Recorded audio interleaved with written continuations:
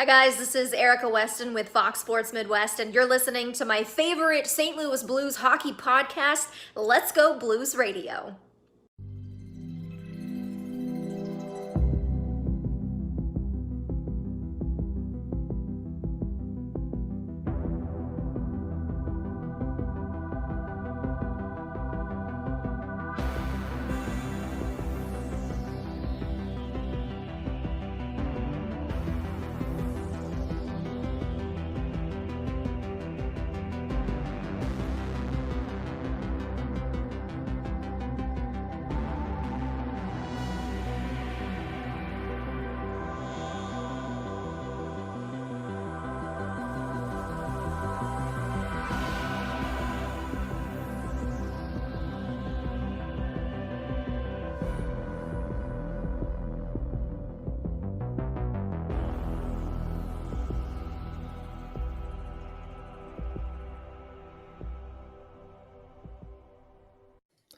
Welcome to Season 8, Episode 77 of Let's Go Blues Radio, the often imitated but never duplicated, the original St. Louis Blues hockey podcast.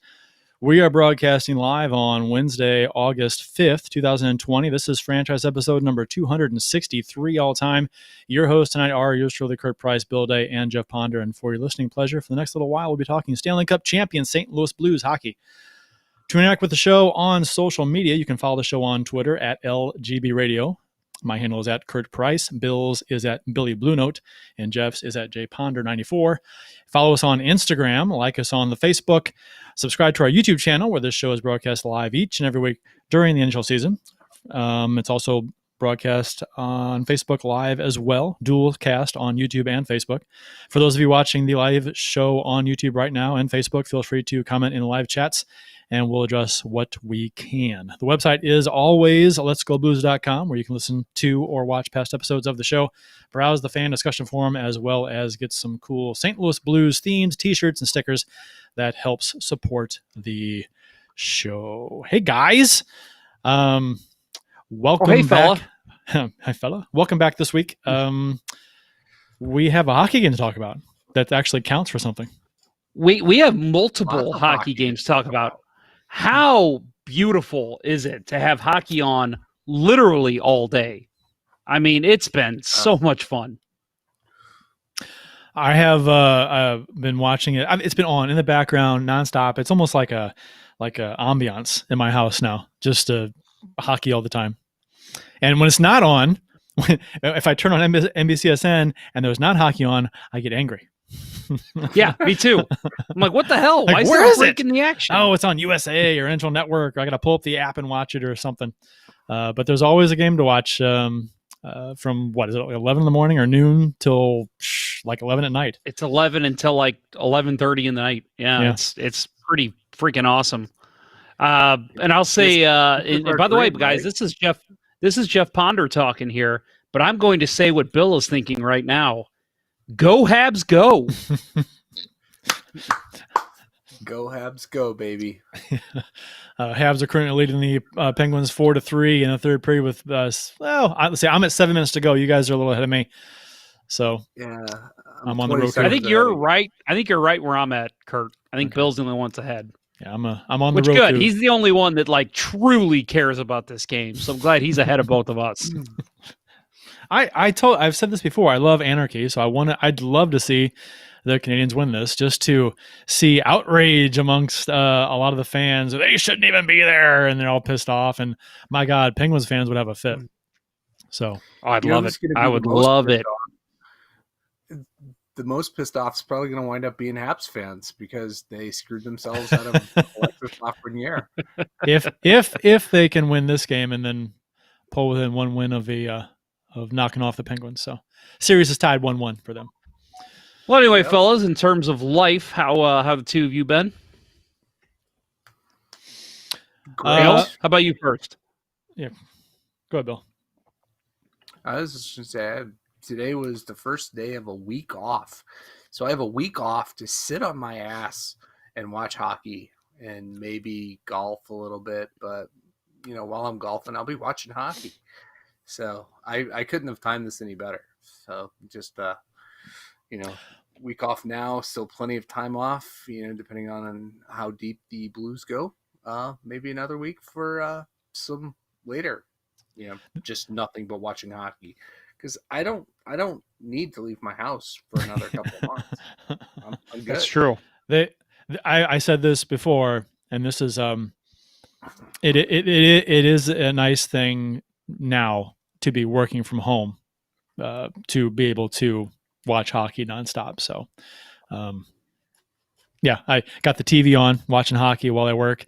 It's pretty sweet. I'm not gonna lie. Quite busy today too, with work, and then so the hockey was a nice thing to have on to kind of keep the stress levels down a little bit.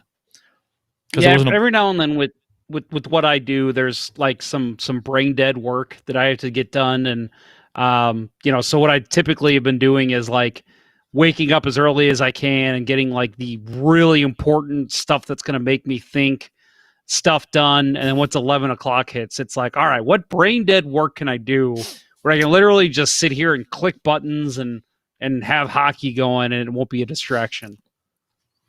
So again, I feel like I'm getting more done than I thought I would with hockey going on, but it's just been awesome. It's been great. I mean, not having hockey for as long, and really any sports, any live sports, for as long as we did, and now having it literally all day is just such a blessing. Does the lack of fans bother you, or are you getting used to it, or is it? I mean, obviously you want fans in the stands. It creates a better atmosphere, but still, I mean, it's not. It actually never bothered me. No, it's weird. I thought it would. I notice it. Obviously, I notice it. I wouldn't say it bothers me. I'd say I notice it. I prefer there to be fans there. It's a cooler atmosphere, obviously, but it's not a huge deal. I mean, watching from home, it's not. I mean, whatever. I was not any less excited when the Blues scored against Colorado in the first period to go up 1-0. I celebrated just the same, so it's fine. No, yeah, I'm the same way. Oh, go ahead, Bill.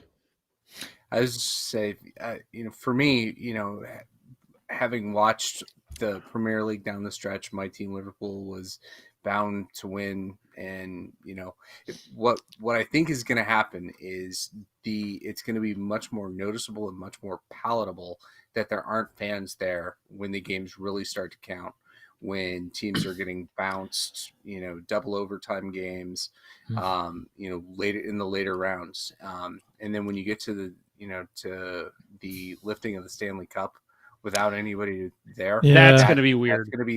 That's going to be the hardest part to take. When Liverpool, won the championship, I mean, it was predetermined by the time they restarted, but it was just kind of an odd ceremony to see them celebrate. They did a good job, darkening the stadium and allowing them to do, lift the trophy and all that. But I think when it comes to hockey, it's like the celebrations are it's gonna feel more like a men's league game than an NHL game when it comes to celebrating. Yeah, the thing that I enjoy, and I think Kurt, you actually mentioned this last week. I'm pretty sure, the fact that they've kind of covered the seats with the, I don't know what you call those, the awnings or whatever, tarps. Tarps, yeah. And it's it's not just like a nasty looking tarp that somebody pulled out of their garage. It's nice. It has the NHL logos. They've got the other big screens behind the benches, and they did a good job with designing these arenas. Kind of like, okay, we're planning to not have fans here, and again, talking like I said last week, watching as much baseball as I've watched, that is odd. That is really odd to me. Yeah, baseball should have covered. I'm still not used to it. They should have covered the lower level, the box seats, the field really level seats. They should have, like the NHL is doing. That makes it makes it look less lonely and less pathetic. I don't mean that in a bad way. Pathetic just seems like, oh my God, it's just a constant reminder that no, the seats are empty. With the NHL, you're not seeing the seats being empty, so there's that slight disconnect. It's not the same as baseball. You know what I mean? So, but baseball, it's like constantly reminding, like, oh, empty seats. no fans.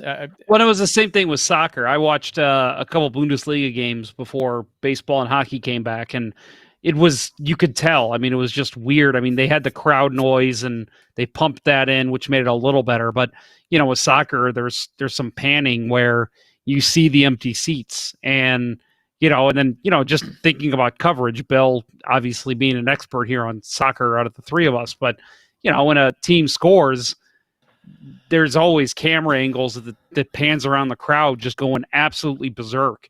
And that was noticeably gone. And obviously we're not seeing that in the NHL right now either. So that's a little odd, you know, and when there's a big moment, you're not seeing a panned crowd shot. But again, I mean, I think it's just the game is so fast. It keeps you focused more on the game than anything else. And it's to me, the way that it's weird. The way I look at baseball and soccer, it's a nice distraction from life again. And it's like, I'm glad this is back. But at the same time, I'm sitting here thinking, God, this makes me think of the weird world we're living in.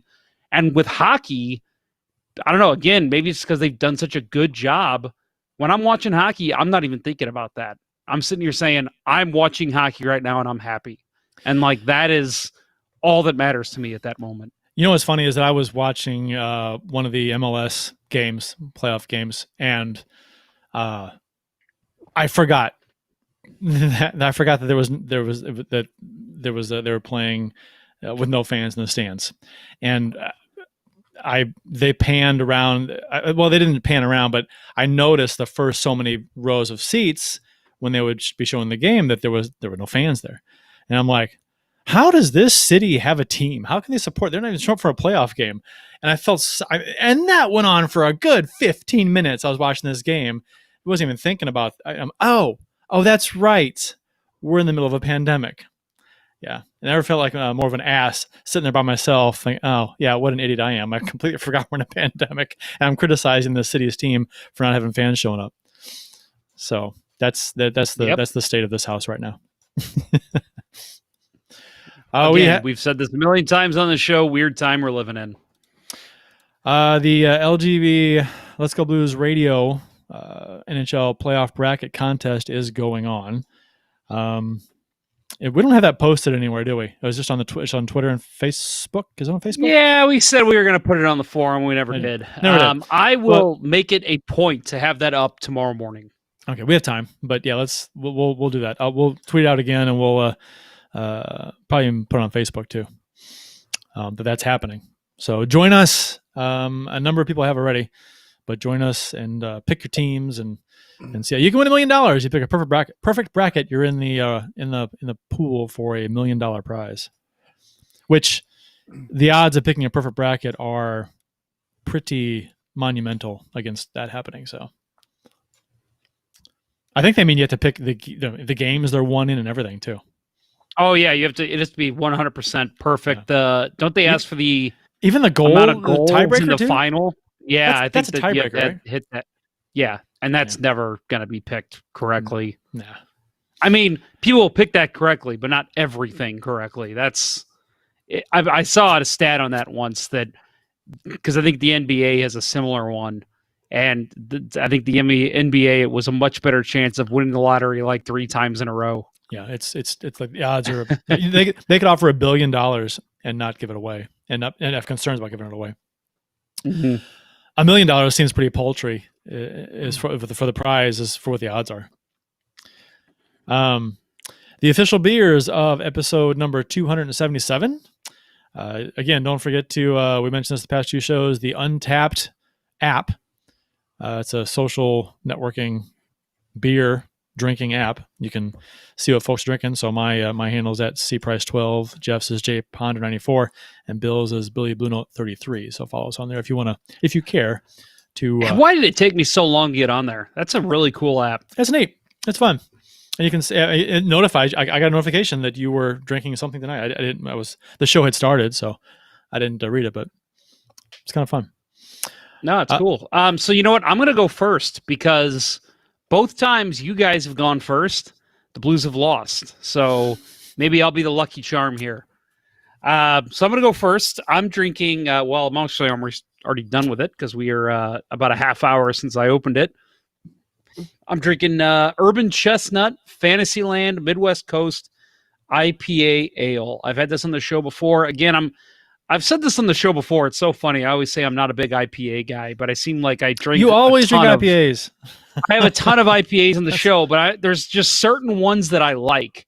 And when I find the ones that I like, that's all I drink. And I've got about a rotation of about 4 or 5 IPAs that are always in my fridge. Yeah. IPA and anyway. HPA. Hazy Pale Ale. HPV. Yeah.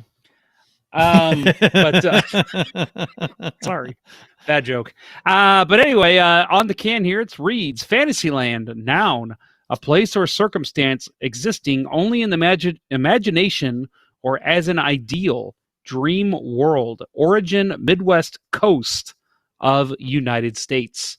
So it's just a good hoppy beer. Again, not my favorite things, IPAs with the hoppiness, but there's just a certain taste in this one that I just absolutely love. So yes, Urban Chestnut, they have some good stuff. They also, I love their beer hall over there in the Grove. Yeah, it's big and it's fun. Is it open now? I don't know. I think they're open, sure. But it might be like limited capacity. Possibly. Yeah, if you've never been, folks, you're in St. Louis, you're visiting St. Louis, that's a great spot to visit. Bill, what you got? I got what you couldn't get me is what I got. What? Got Founders Marvel Roast. Oh, I couldn't get you that?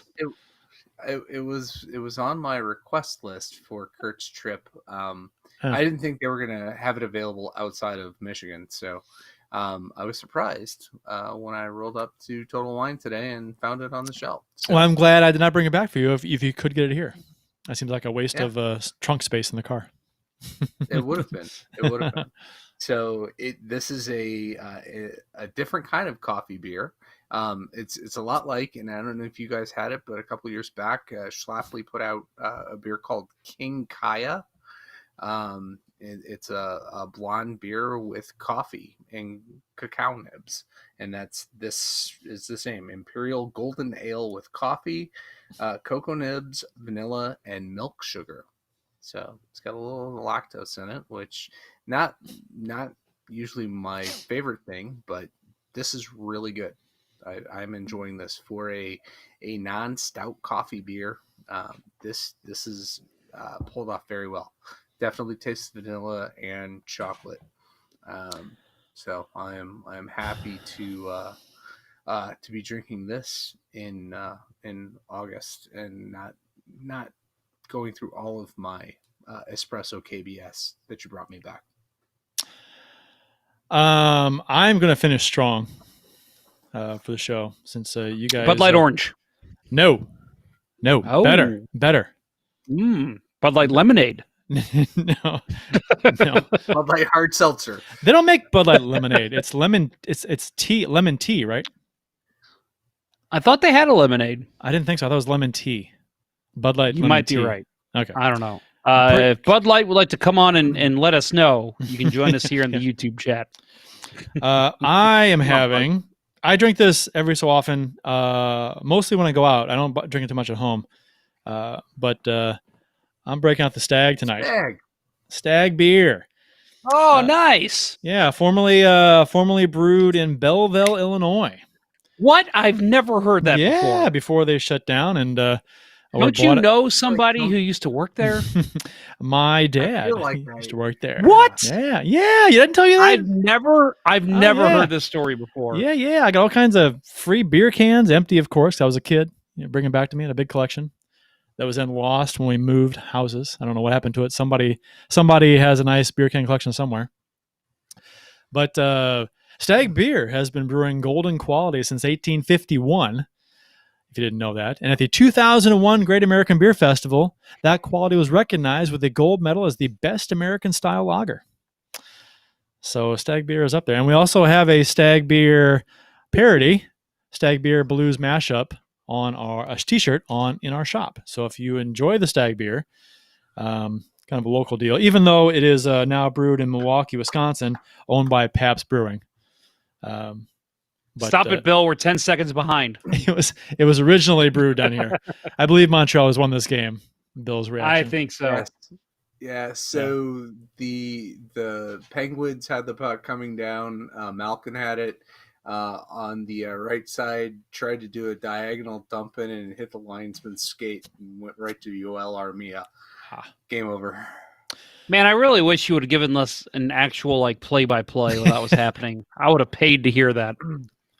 One more thing about this before we move on about the beer, the Stag, is that there's all the new shitty logo in all its glory. So they changed logos recently, and people are none too happy. The old one is far superior, my opinion. Yeah, that looks hipster, a little bit. Yeah, well, it looks kind of like True Detective with the first season of True Detective with the deer antler, murder markings. This T-shirt in our shop is styled after the old style logo, which is far superior. So there you have it, and there you are. Today in Blues History, courtesy of the @STL Blues History Twitter account. That date is wrong.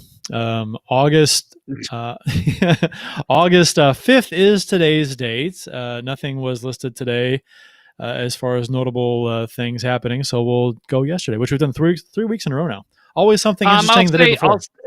I'll say, what I said 2 weeks ago.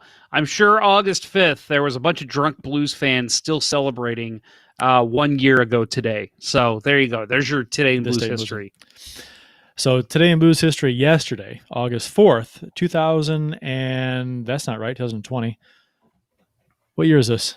No, it's 90. It's 95. It's 95, right? 95. Yeah, 95. Yeah. Same as the next one, because that was a kind of a shit off season. Yeah, it was.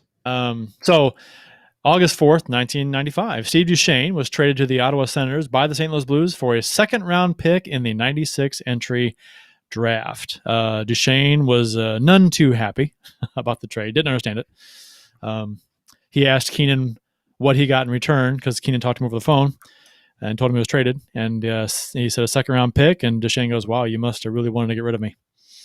So, yeah, Steve Duchesne, man, he was second in scoring.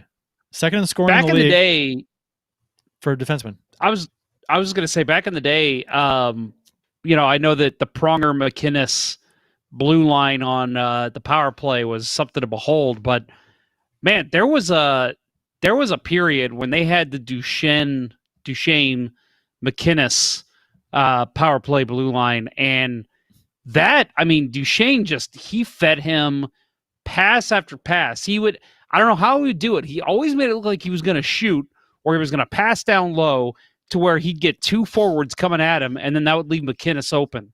And McInnes would be able to wind up for a big slapper. I don't know how he was able to always pull that off, but man, I loved Steve Duchesne. He was one of the first players that I watched as a kid and was like, okay, this dude's the real deal. Like he's a good hockey player. Why did they make that trade? There has to be a reason behind it, right? Well, they had just acquired Pronger. So you think that was it? That they said, well, we've got this lefty Pronger. We don't need you anymore? That was mentioned. And as makes him expendable, and also Duchesne made a couple $1 million. So there went, and Keenan told Duchesne it was about salary. They wanted to dump his salary, which is $2 million. But I don't know. Doesn't seem like a lot nowadays, but back then I guess it was a little bit. We were still selling out every game, right? It was a good team, fun to watch. A lot of good names. I don't know. Fuck the Hawks. In the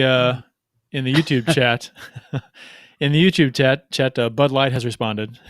Bud Light lemonade coming soon. My. Bud Light lemonade coming soon? ? Oh, well, thanks, Bud Light. We appreciate it.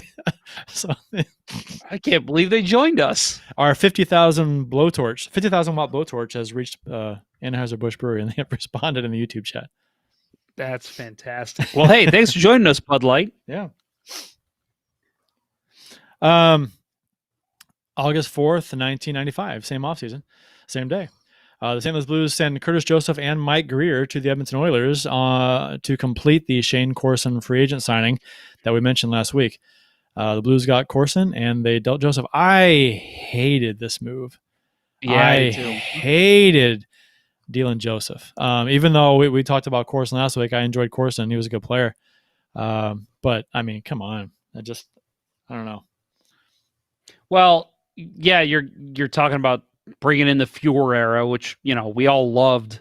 Sure. Grant Fuhr, but you look at the time, you wonder that team in 96, does Joseph get hurt in that moment? And if he doesn't, what could Curtis Joseph have done? Would he have won his only Stanley Cup?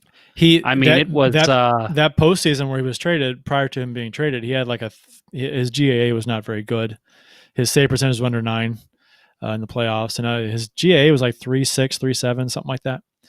So it wasn't. I think it was his first. Bill, you might remember better than me, and maybe even Kurt, but wasn't it his first year in Edmonton that they upset Dallas in the playoffs? And people were like, "This Joseph guy is unbelievable. Why did St. Louis get rid of him?"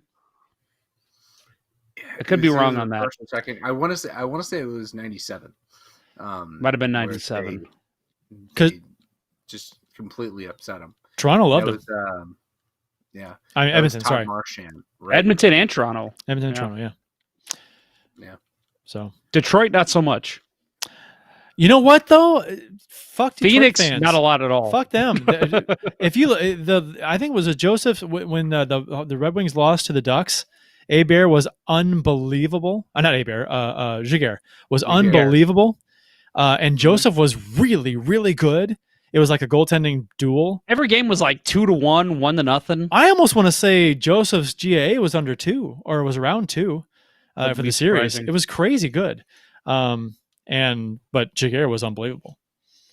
Yeah, he still had that stigma of not being a big game goalie, which was bullshit. Yeah, he's the best. He's a Hall of Fame goalie if he gets some support around him at some point in the playoffs. I think if they could win a cup for him. He's one of those guys. I know Jeremy Roenick is a name that comes up a lot. Eric Lindros, another, that some of the best players to play the game never won a cup. Well, shit, Joe Thornton's on that list. Curtis Joseph, to me, is the number one goalie to never win a cup. That dude was... Yeah, He had years in St. Louis and Edmonton and Toronto where he single-handedly almost brought teams to the second and third rounds, but for some reason, those teams they were never good enough to get him past the third or fourth round. My God, not to say that one series should get him in the Hall of Fame. That's ridiculous. But just to add, to pile on to what you just said, in '93 against the Hawks, he single-handedly knocked off a killer Hawks team that year and swept them. Yeah, it was a great series. All him. It was all him. Series. It was all him. And Craig Janney. Well, you do have to score to win, but he was true. He had 3 shutouts or two shutouts? Maybe 3. 2. I want to say 2. 2 shutouts, and then maybe one goal against and the other, and then a few in the final, something like that. But it was sounds about right. He was unbelievable, dude. So Austin Lynch, when the show started, he jumped in the YouTube chat and says, "Hey boys, I'll be back later. My hockey game's about to start. See y'all soon." And I told him good luck, and he says, "Thanks, we'll probably mercy them." And that was probably how long ago did we start the show, guys? Maybe 20 minutes, half hour ish. Yeah. 25. He's already in the chat talking. Austin, how badly did you demolish that team? Good Lord. Said they mercied him and he got 3 goals. Bud Light. Yeah, there it is. Yeah. We mercy ruled them very easily, 10-0. I got 3 goals. Nice. Holy shit, Austin. Sign up for the Ponder tournament. You are on my team, buddy. You're my secret weapon. Bud Light also commented again saying, "Hey, Kurt, you getting drunk off Bud Light Orange tonight? I wonder who that is running the Bud Light account." The Bud Light Orange comment. No, the whole conversation was about Stag there, Mr. Bud Light. You think he wears a hat? The guy who's doing that? I'm thinking that's a possibility. Might wear a hat, or his name starts with J. Starts with an M. Well, no, what I'm saying, another guy could be is a guy's name starts with J. He's always in our chat. Once participated in trivia. Possibly tonight. Possibly. I think it's a guy wearing a hat. But if it is actually Bud Light, it is so good to have you join our show. I'm sorry we don't drink your beer more often on the show. I drink it plenty. Well, the orange variety. Again, I had one a couple weeks ago, and I was shocked at how much I enjoyed it. It was actually a really good beer, so I'll give you props on that. It's I'm not going to defend it too much. It's whatever. It's a fun beer to have on the summer when it's hot. I enjoy it. Rapid fire tidbits from around the NHL. No positive COVID-19 cases in the bubble, in the 2 bubble cities. The NHL is doing it right. Unlike baseball, right? Exactly. Oh, my good Lord. And the Cardinals, going to casinos, apparently, rumored to be going to casinos, and just cases breaking out left and right. It's nuts. The Cardinals have postponed more games than they've played. Yeah, I know. Well, and what's funny is if you go by win percentage, the Marlins are number 1 in their division, and they've played 4 games. I mean, if this keeps happening to a team every handful of days, can you finish the season? You're going to be playing. I think didn't they say you're going to play like a bunch of double headers back to back, and then play 7-inning games to make it up, something like that. Yeah, well, the double headers will be 7-inning games. That's so absurd. Yeah. With runners on second base after the 7th inning. Is that what they said? Yep. I have not. Okay, I've half paid attention to what they're saying. It's co-ed softball. Sorry, you've reduced baseball to co-ed softball. Well, it's fun. It's par for the course with baseball this year with bringing the DH to the National League. So yeah, I'm glad you're on that side of the argument.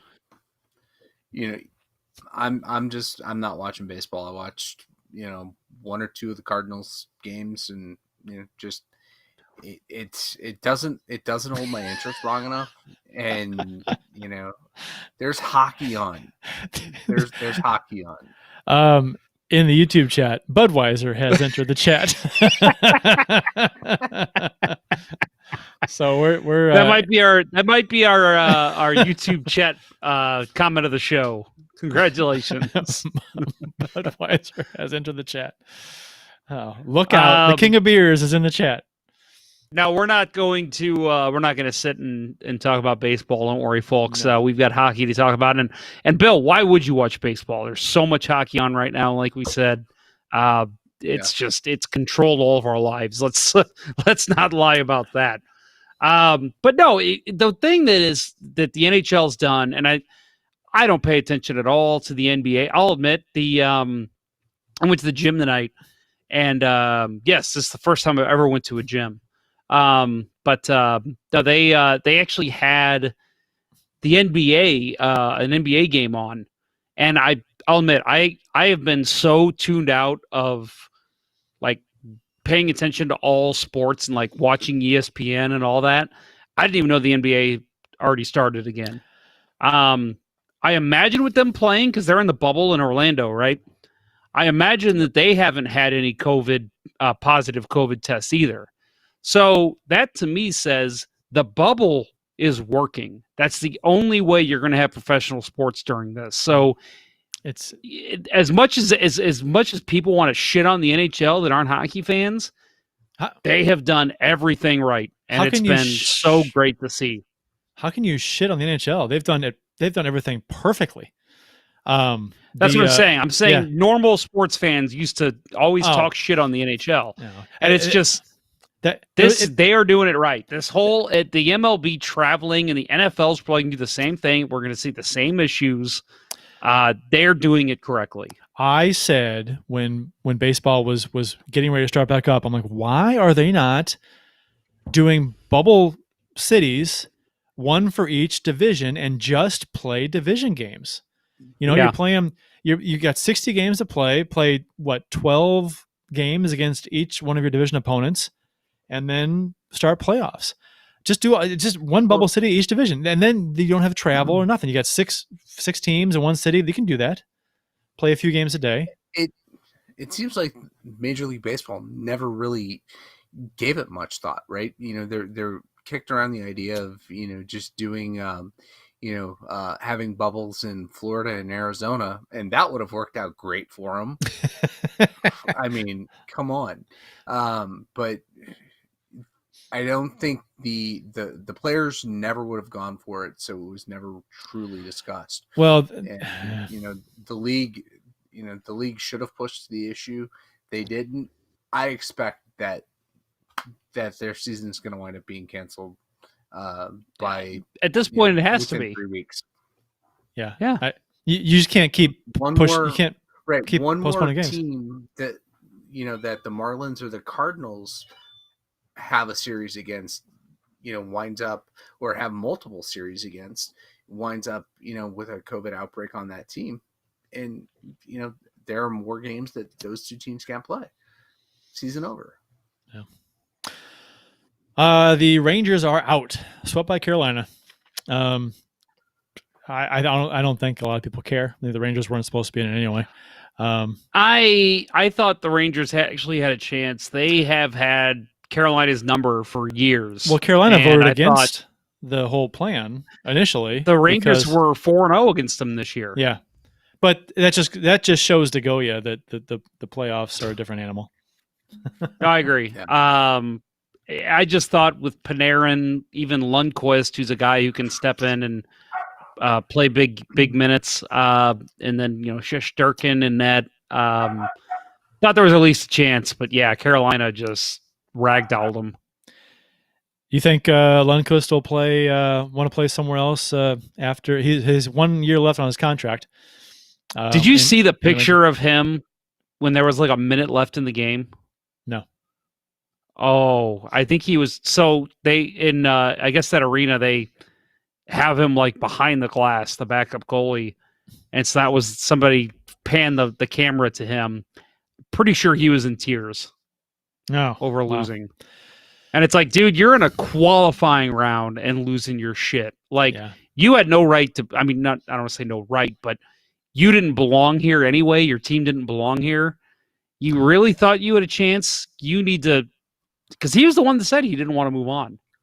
So if you're going to win a cup before you retire, you got to move on, buddy. It's time to go back up somewhere else. What is he, 30, what is he? How old? 38? Yeah, he's old. He's up there. So,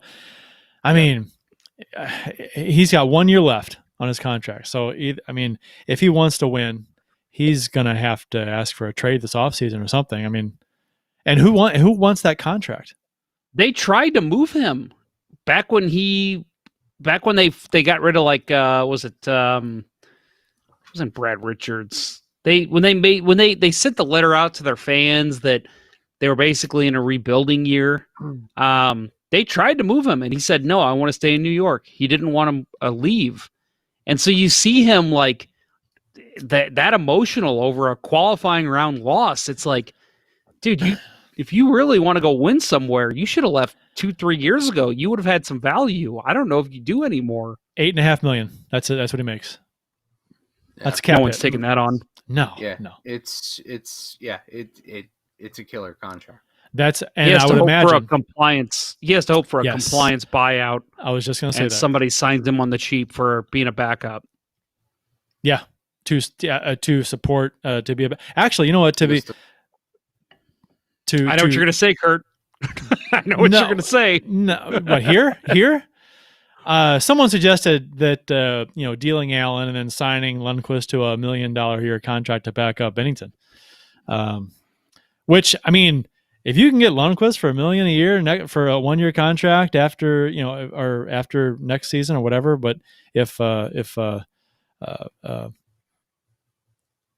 Allen we don't have an option, I don't know. I don't think it's a bad option at all. Sure. Personally, normally I'm against that signing the aged veteran thing. I know Yager was a big thing a couple of years ago, but I think that because again, I think we're all in agreement that if you're going to sign Pietrangelo, you're going to have to move some money, and it makes sense to move your backup goalie as good as he's been. If you can do that, and then they buy out Lundqvist, those buyout contracts. I mean, when that happens, those guys usually sign on the cheap. Yeah, bring him in for 1 year, $1 million. Why the hell not? No, he doesn't work out. That's not a huge risk.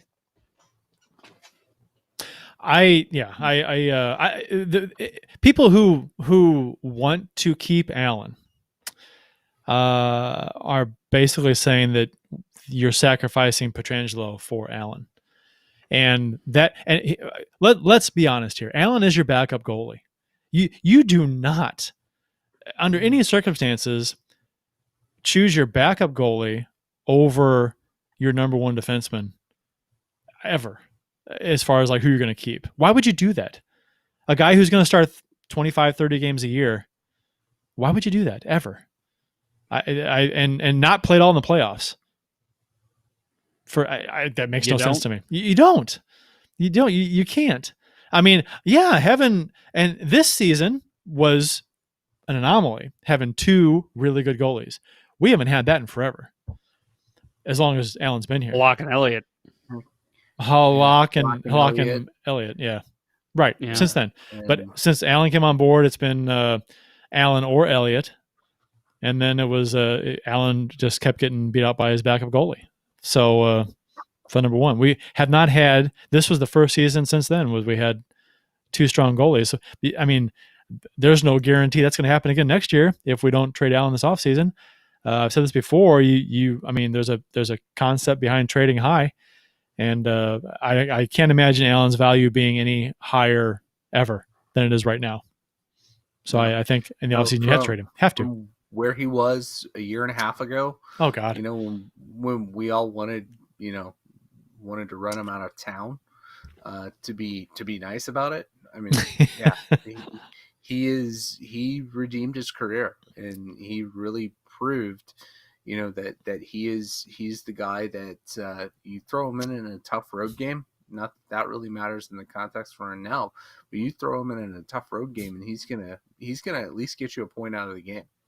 And that became his identity rather than the forgets how to play hockey after January. And you're absolutely right. His value's never been higher. And a lot of I mean, look at the Oilers. Everybody comes in here saying, "Oh, the Oilers are going to run over the Hawks," and then they throw Mike Smith in there. He gives up 5 goals within 27 minutes of the game, and hasn't seen the ice since. They're playing Koskinen now, but how good could Jake Allen be? With in a 1A 1B tandem with Koskinen going forward, or Calgary, with Cam Talbot, and I mean they had a good year this year. As much as I hate to say it, Chicago. Yeah. I mean, Corey Crawford's proven to have his problems. Robin Lehner's gone. Yeah, there's not going to be a deal there. No, probably not. But I'm just saying there are many teams. Detroit is another one who could use a solid 1A 1B goalie. I think, and let's. I mean, the 1A 1B didn't work here. He's the backup. I mean, he's thrived in a backup role. So I mean. Well, just make sure he understands that the B is the important part of the equation, and I think he thrives. So injuries in the playoffs. There's a couple of things I wanted to talk about, and one specifically that involves the hometown boy, Matthew Tkachuk.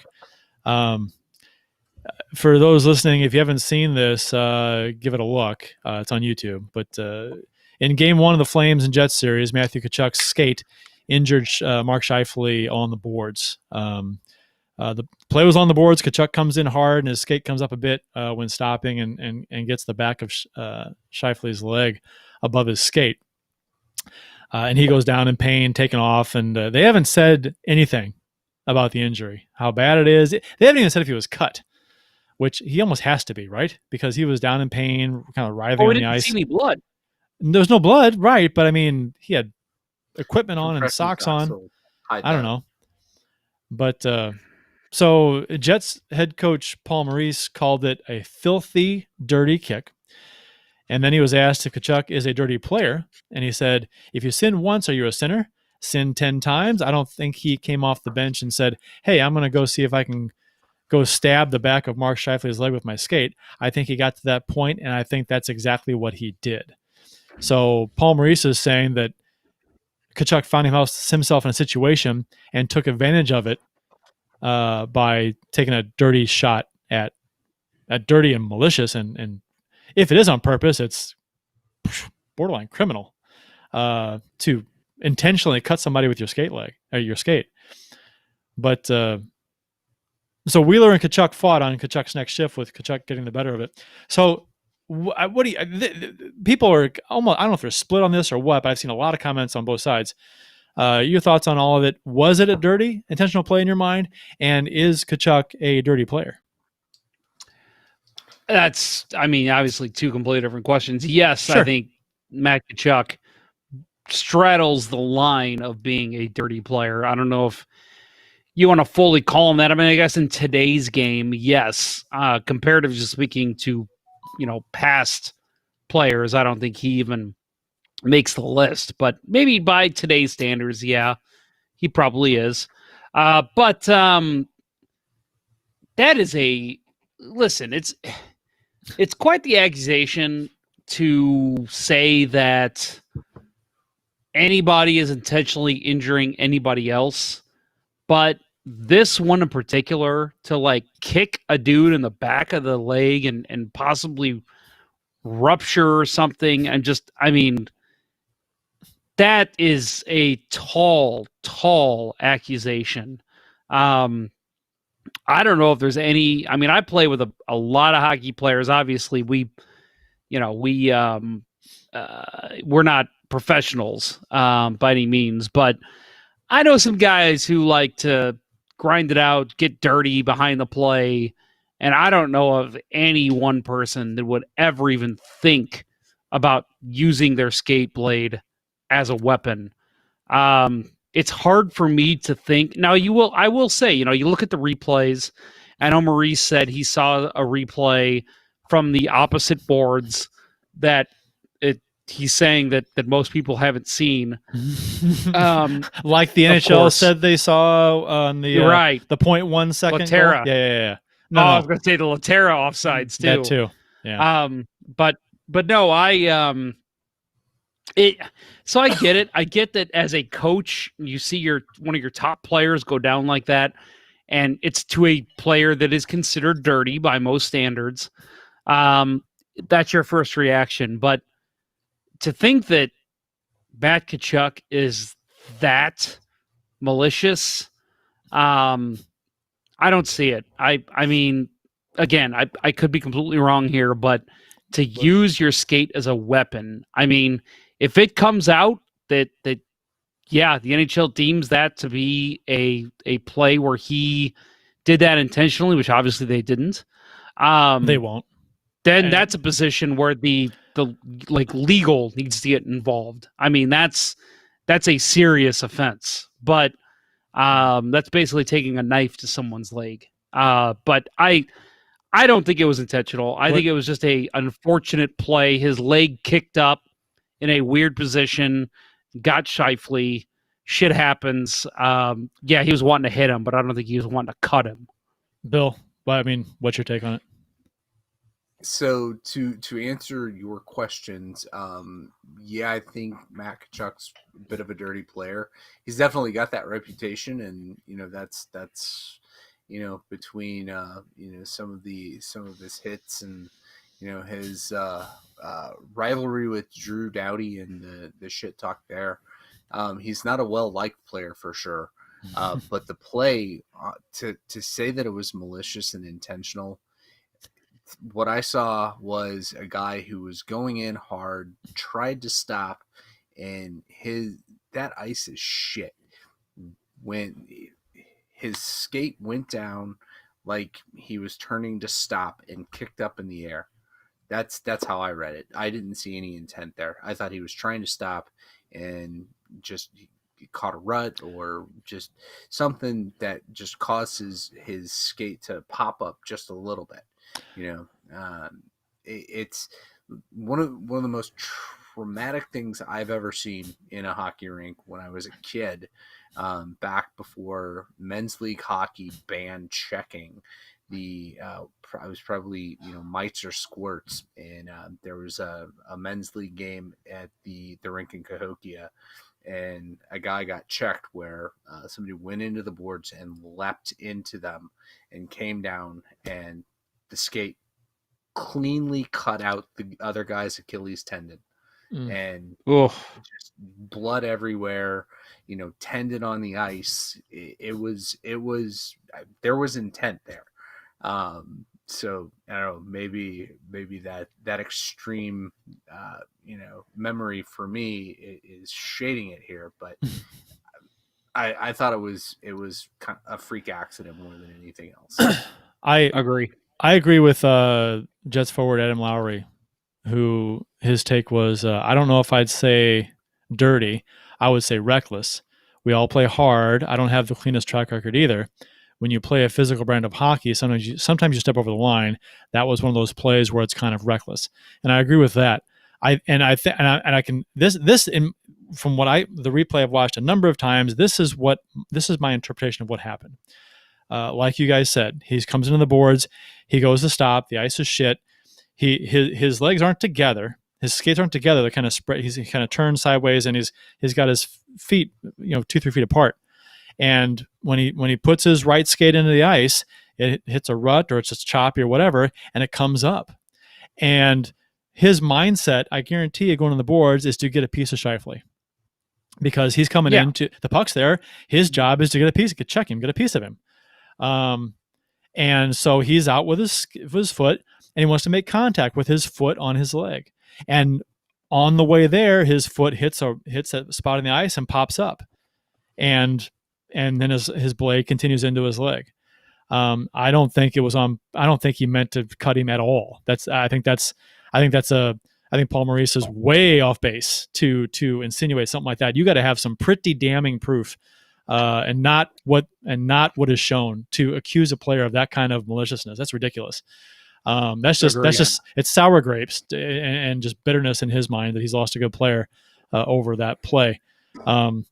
It is what it is. You're trying to get a piece of a guy on the boards. You're stopping on shitty ice, and the position Kachuk was in, he's trying to make contact leg on leg, and it was a reckless play, but he's not trying to cut the guy with his skate. To me, that's completely absurd. Right. No, to me, Maurice's reaction is, he's the coach that now is facing the loss of probably his best player, and down in the series, and he's got to find a way to motivate his team. So do it through the hatred of the guy that's easy to hate. Sure. And target, get your team riled up and send them out there.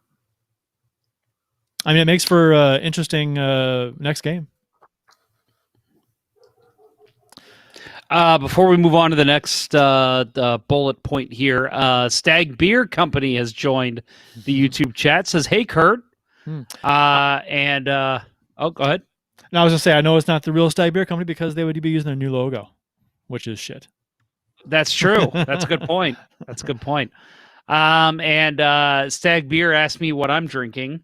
I have switched to our friends at Center Ice Brewery. Again, I've still got some of that 60-pack I bought. This is the Beauty, which is a great IPA. Light beer. Another IPA. It is an IPA. Again, it's in my rotation of like 6 beers that I like that are IPA. I'm gonna say that you know what? If we go back and we look at your last 10 beers, I'm gonna say 8 were IPAs on the show. Maybe. My over under is 7.5 on your IPA choice. What do you say? You say it's under 7 or 8? I'm gonna say under, but okay. You might be right. I've been drinking. You know what? It's funny. I drink a lot more IPAs during the summer. It's weird. I don't know why.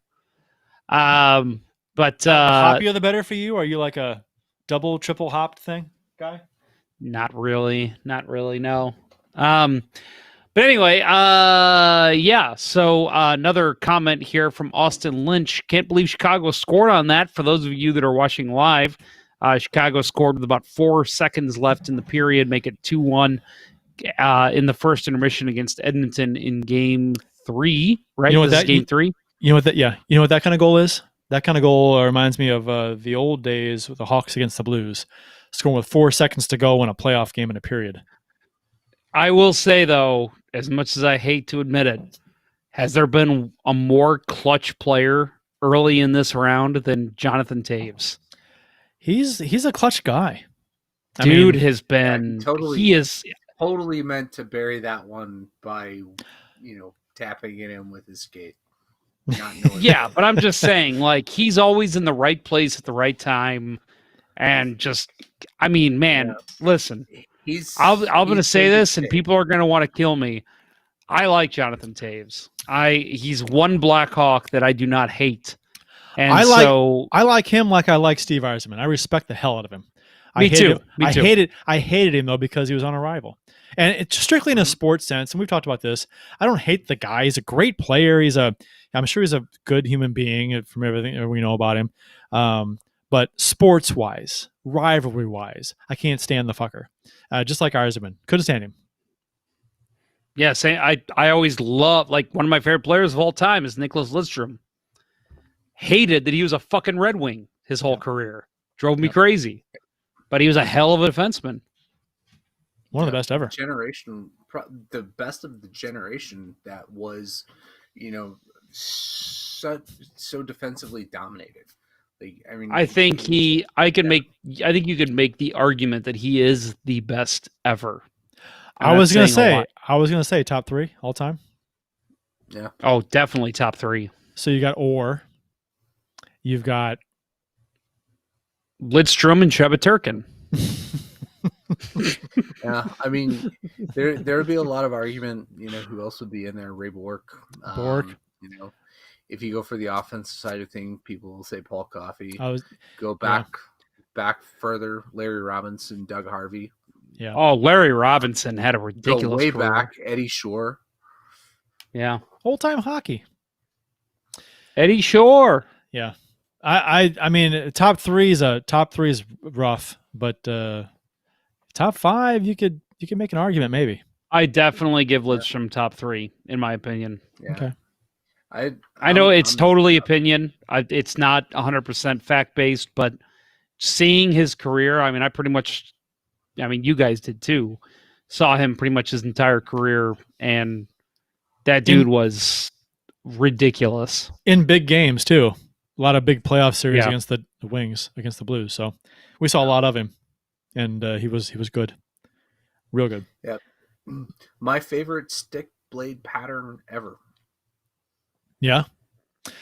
Let's see. I used to like that one too.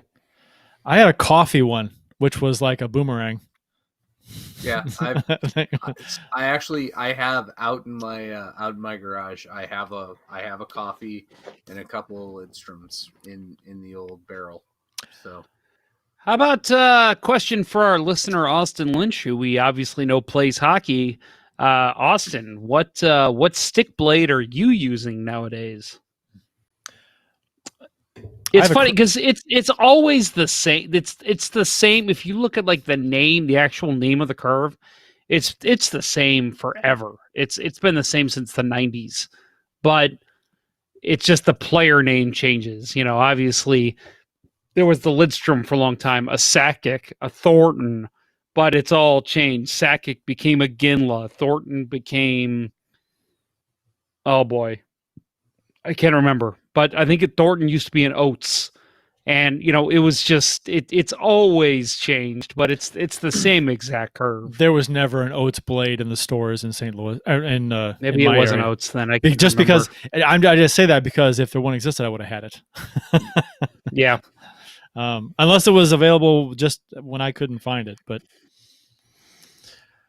Jake Muzzin also hurt in more of a fluky type play. I don't think anybody is accusing anybody of being malicious here.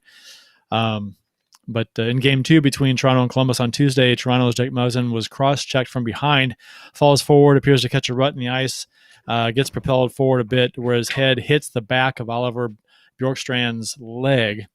Muslin left the ice on a stretcher and was released from the hospital today, but has been ruled out for the rest of the qualifying round. His head and neck are the concern, and because he left the bubble, he is now in quarantine while recovering. So not something you want to ever see happen to a player going headfirst into a leg or having a neck or a head issue, especially the boards too, because you see guys get paralyzed from that stuff every now and then. But so yeah, I will say I disagree with you about one thing.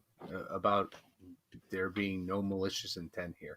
Okay. It was check from behind. Yeah. Okay. Yeah. No. Mike fucking Milbury. Oh, trying to make the argument that he's buying time. He couldn't feel his fucking hands. Get him off the fucking air. Do you know what? I am totally in that camp. Do you know what I interpreted his comments as being? I interpret his comments as being, yeah, he's hurt, but he wants to stay down a long time to make sure he gets the call. I didn't interpret it as Milbury saying that he was faking it. I interpreted Milbury as saying that, yes, he's hurt, but he wants to make sure he gets the call. That's the way I understand. That's the way I interpret it. Just get the whistle blown. I don't know. Because there's no get a call. Get a call. There was no penalty. Get a call. That's the way I took it. But you could be very right about that. And it wouldn't surprise me with Milbury. In terms of the play, the way that I took it with Muzzin, and it's because I've been in a similar situation, just like I'm sure a lot of hockey players have, where his face is getting like, I don't know. I took it as it was weird. I saw his face getting ready to like hit the skate blade. And I felt like he kind of like saw that and thought, I need to like kind of joust my head up a little bit. And I think to me, that's what he did to avoid running into a skate blade. And so he took the blunt of the player's leg in the face, which obviously was a huge impact. But I don't know. Maybe we'll hear from Jake Muzzin in the next couple weeks. But I feel like when he did that, it was intentional, so he didn't hit a more dangerous spot in the player he was running into. I took it where that I know what you're talking about, where he lunges forward. I interpreted that when I looked at the replay that he's lunging to try and shoot the puck because the puck's there and it's near his blade. I thought he was lunging forward to try and shoot the puck and clear it out. And when he went to shoot his stick, got hung up on one of the player's skates and didn't move. And so he's lunging forward. His head goes first and his stick stays back. I thought he was trying to lunge and shoot the puck out. That's what I thought he was doing. But his stick got hung up on a player. So I'm going to add our friend Austin Lynch says he plays with a Patrick Kane curve, which does that look familiar to you? Because I also play with a Kane curve. So good work there, Austin Lynch. You're one of the elite. I'm trying to remember which curve is on my stick. It used to be a Crosby. Says the guy who I don't think I've scored since hockey opened up over a month ago. So says that guy. Replacement blade wise, I enjoyed the Crosby stick, Crosby blade, but one piece. What do I have? One piece. I want to say it was a player I didn't like because I almost didn't buy it. It might have been Kane. I don't know. It's on the other side of the house. He's got a good shooting curve. Good for slap shots. So Matt Dumba was we're still on the rapid fire tidbits around the NHL too. So Matt Dumba was the first. So rapid fire, right? No, Am I right, guys? Let's wrap this up. Matt Dumba was the first to take a knee before a game, and that was after making a speech about racial inequality before Game 1 of the nationally broadcast game between the Hawks and the Oilers, which kicked off the playoffs. So there was a lot of talk about that. Then yesterday, Ryan Reaves and Tyler Seguin and Robin Lehner, among others, kneeled during the U.S. national anthem and Canadian national anthem to protest racial inequality and police brutality. Reaves said after the game that I just want to say that in no way was I trying to disrespect the flag or our people that have fought for this country. I have the utmost respect for everyone that has fought and died for the freedom of this country.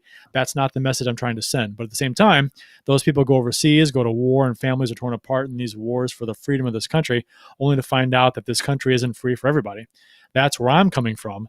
Not everyone is truly free in this country. So, and then Pietrangelo sent him a text telling him that he supported everything he was doing, is all about it, which I thought was a nice gesture from Pietrangelo. Will be interesting to see if Pietrangelo, not that he has to or should, but if he does anything else, if he kneels, or if the text is going to be all he does. But we'll see. All that I'll say on that is I think Ryan Reaves's eloquent statements is the best I've heard from any sport about this whole thing ever since this whole started just a couple of years ago.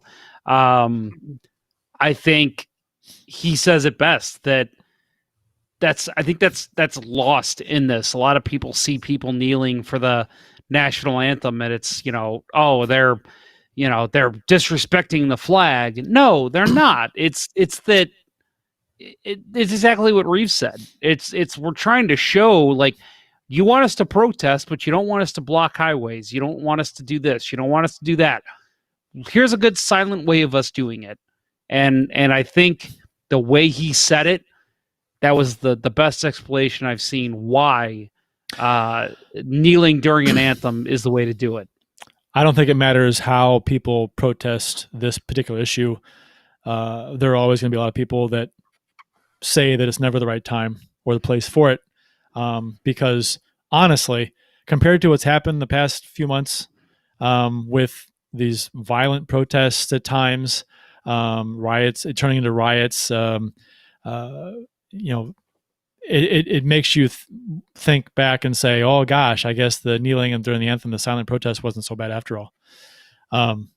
But Robin Lehner was a bit of a surprise actually in that what he said, just because he showed support for Donald Trump on his mask back in 2017. So he talked about that by saying, I did the mistake once and put the Trump sticker on my mask. Is something I regret now, seeing how divisive things have been. But at the end of the day, and this part I thought was important, this is not about politics. This is about human rights. Everyone should have the same chance in society. Everyone should be treated the same. At the end of the day, I love America, but there are a bunch of things that need to be corrected, and it's just about willingness to do something about it. I think it's time for whites to step in to battle with our brothers and sisters and make some change. Stop just talking about it and do something. So that was, good on him for it's refreshing to see someone with certain opinions who sees what is going on in the world and instead of blindly following what his thoughts on certain things were before, he was paying attention and adjusted his thoughts and his way of thinking on certain issues. So and did so accordingly. So that's called, I think that's called being an adult and educating yourself on what's going on. Few people do that. It has nothing to do with which direction he went politically or whatever. It has everything to do with him making an effort to understand things better. How many times do you see people a discussion or debate online about whatever, and one person just provides facts on this issue, and the other person says, "Well, I don't care," and they just keep believing what they believe in, even though the facts and whatever is against what they're saying, they choose to believe what they're believing, or they choose to keep their stance anyway. And that's very confusing to me, that if you have been proven wrong in what you're saying, to still believe what you're saying is valid. So good on him for at least being open to the idea that of learning about and educating himself on what's going on. Yeah, no, Leonard has gone through more than most people in the NHL have gone through in terms of personal transformations. I mean, he struggled with mental illness. He became the voice, the voice in the NHL. Like the not the voice, because everybody's supportive. Bell Let's Talk, but a leading voice in the NHL, for people to be open about, mental illness. He suffered from, bipolar disorder, dealt with it, alcohol, drugs, got himself clean. So he's a guy that has struggled with his personal demons, and has had some discoveries in his life, and changed everything about his life, and embraces life. And it's, I'm not surprised, quite honestly, knowing that he's gone through that, to see him coming out in support and being a great ally. It's interesting too that he did bring up the Trump thing, because it's not a political thing. The day that anyone makes a statement and tries to say that this stuff is political, that's where they lose me. I don't understand, how can the idea of treating all humans fairly and equally be political? That's a human rights issue that's being infringed on. That's the only people who are making social injustices political are the ones yelling, "Don't bring politics into sports." That's the only time you hear it really is being referred to as political, is by those people, the ones who are against it. So they're doing that. They're trying to make it political for some reason, when this kind of thing has never been, nor is it now, nor will it ever be political. That's a weird stance to try and take on that issue, to me. I like it. Who made that same point? Just real quick, Jeff. The same point you just made, that it's not a political thing, it's a human rights thing. Anson Carter, the night that Dumba made the speech, Anson Carter came out and said that very same thing, and that stuck with me. It is so true. It's not about left or right politics. No. It's about treating people like human beings. Right. And for someone, go ahead, Jeff. Sorry. I mean, I was kind of just going to add that, like, when it's similar to me, when the Hurricanes posted their team photo with the masks on. I don't know if you guys saw that on social media. Right before they left for the bubble, they posted a team photo with all of them wearing masks, and they said, something like, not only goalies wear masks or something, whatever they said. And the first comment that I saw that had the most likes was, "Oh, why'd you have to go and get political?" Yeah. And I'm like, why is that political? Like, you see it all the time. Why have we turned that into a political thing? And it's always people who are against it. You know what I mean? Yeah. That bring that up. I don't know why. I don't know why they're that's and again, I'll reiterate, they're not making it political. You are. The people that are complaining that's political are making it political. They're trying to, for some reason. To me, they're just showing support for what the U.S. government is telling us we should be doing. Like, and again, that's not, to me, that's not a political thing. Do you know how I know it's not political? Because we don't talk politics on this show. So we wouldn't be talking about it right now if it were political. That's true. Very true. And the only thing I'll add with this and the Matt Dumba speech and all that was, again, I mentioned Ryan Reaves' speech. Dude, what Matt Dumba said, that was a great speech. I'm really proud of the NHL for allowing him to have that platform. You could tell he was a little nervous, he's not a dude plays in front of millions of people constantly, but he doesn't, he's not a public speaker. Sure. So I'm sure that was a very difficult thing for him to do. And I'm sure I don't know if he approached the NHL, if they approached him, but for him to come out and do that took a lot of courage. And I was very happy to see the NHL allow him to have that platform, and for other players to stand by his side and kneel with him was really cool to see. You saw that play, Bill. I saw you cringe. The Hawks game. Kyler Yamamoto. Boarding, who was that? Murphy. Discipline, you think? Probably. I think so. I don't know. I think so. Yeah. He only got 2, but I think they'll look at the numbers long enough. I think the numbers long enough, he'll get a game. I think they'll look at it, at least. Mm-hmm. All right. So round and looks like a little blood. Oh yeah, Either that or he's just got bad it's just acting. he saw his numbers the whole way. I mean, like he's 10 feet away and he sees numbers that he should have anyway. Yeah, I agree. So round robin play, St. Louis versus Colorado. This was okay. So Colorado wins this game 2-1 on the latest goal you can possibly see in a period. Literally, like that will never be beaten. No, you can't. I mean, you can't. You could make an argument based on the video that was available to the public that the goal was not across the line, but you know that's a discussion later on. But so compared to the Chicago game, I thought the Blues were much better. The Chicago game was a shit show. I thought they were awful. The Blues. Yeah. But I thought the Blues were even though the Blues got best pace of this game, even though Colorado was getting the better of the play, especially early on in the first, I was shooting the Blues for most of the first, 15-2. It's funny I say that the Blues played a much better game, even though they're being outshot 15-2 in the first period before the Blues scored on their third shot of the game to go up 1-0. But the pace of this game, and we both talked about this on Twitter, Jeff, that the pace was phenomenal. Fast. Up well, and down. And it's that Colorado they might be the quickest team in the NHL, and to me that is the biggest concern for the St. Louis Blues is that they're not a quick team. You know, the Blues, they have quick players. There's a couple guys like Robert Thomas, you know, even Tarasenko, Schwartz can turn it on when they need to, but they're not the number one quick team. I think Colorado could take that mantle. Colorado, there's a couple that rival them, but they're especially that top line. Oh my God, you can't keep up with those guys. They're quick with a mission.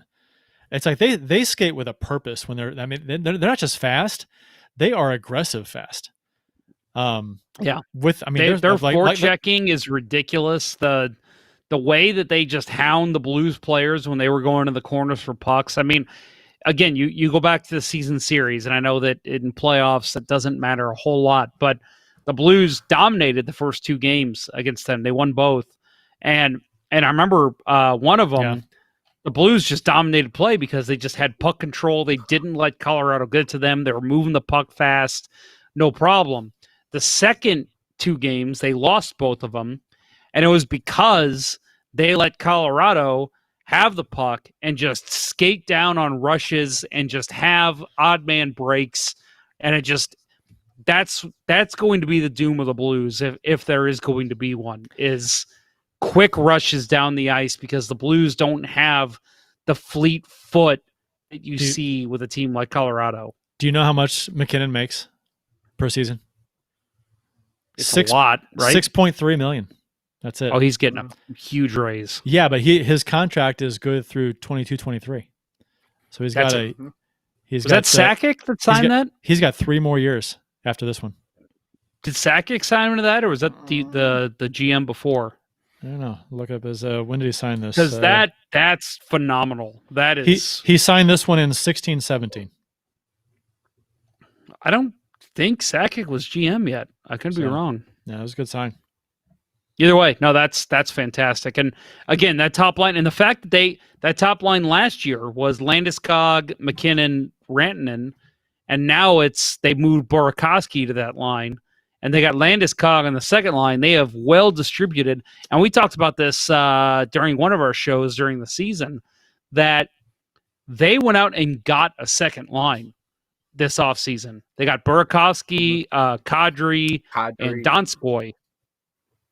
And like, that's a second line. They literally went out and got a second line. And then they decided to move Burakovsky to the top line and Landeskog to the second line.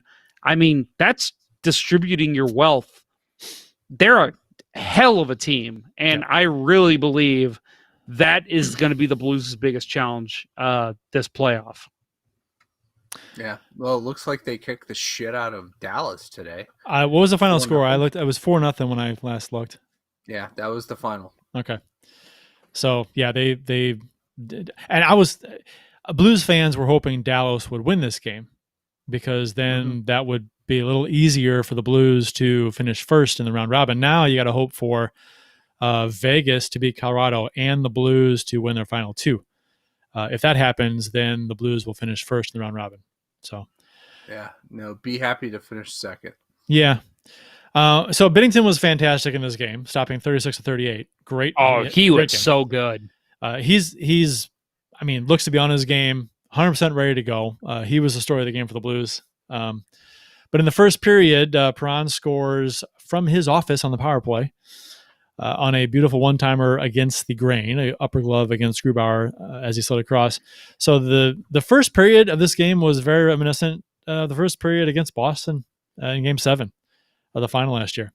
Blues got outplayed, but got the first goal late. Did not get a second goal like against Boston, but no goals in the second period for either team. Blues played better, much better, outshooting than Colorado 13-10, and then outshooting them 15-12 in the third. So after the point of being outshot 15-2 in the first, the Blues outshot Colorado 30-23 the rest of the way. So it wasn't the entire game the Blues were getting dominated, just the vast majority of the first period, more or less, shots wise. Anyway. I thought the defense for the Avalanche, the way they engaged in the offense, Sam Girard and Cale Makar, just they jump in the play so well, better, and and I know we praise Pietrangelo and Pietrangelo and Dunn, and nothing against those guys. They do a great job as well. But those guys, they're a fourth forward. When McKinnon takes the puck on the zone or Landeskog or whoever, and those guys jump in the play, that's four guys that are going to go out there and score a goal, along with whoever else is on the ice with them. I mean, they're scary. That's a scary team to me, and that's why when before the whole pandemic started and the NHL was still going and the Avalanche had so many injuries, I was like, thank God, because that's the only way the Blues are definitely getting past these guys is if their top players are injured. I mean, this team they're loaded. And you know what? I mean, to the Blues' credit, like you said, they stuck with them the whole time. Maybe they were dominated early, but the Perron goal was huge. There was a couple shady penalty calls. Gunnarsson, second period, got I think it was hooking or slashing penalty that was questionable. That led to a couple power plays, and I think even Colorado got a couple that I didn't agree with. But either way, I thought the pace of this game was fantastic. The goaltending was great. Grubauer looked great in net for Colorado. Just a fun game to watch. It's a shame it ended the way it did, but holy shit, that was a fun game to watch. A shame for Blues fans. Colorado fans right. There's a shot from the in-goal camera of the puck coming right at it, and as it crosses the line, and people are saying, man, the Blues, they have a knack for getting monumental imagery of goals against them. You got the Bobby Orr goal, you got the Yzerman goal, and they're calling this the same thing. I'm like, no, it's not the same thing. But we're not going to remember this in 10 years. It's a round robin game. It's not. I mean, the Bobby Orr clinched the cup. Yzerman clinched the series.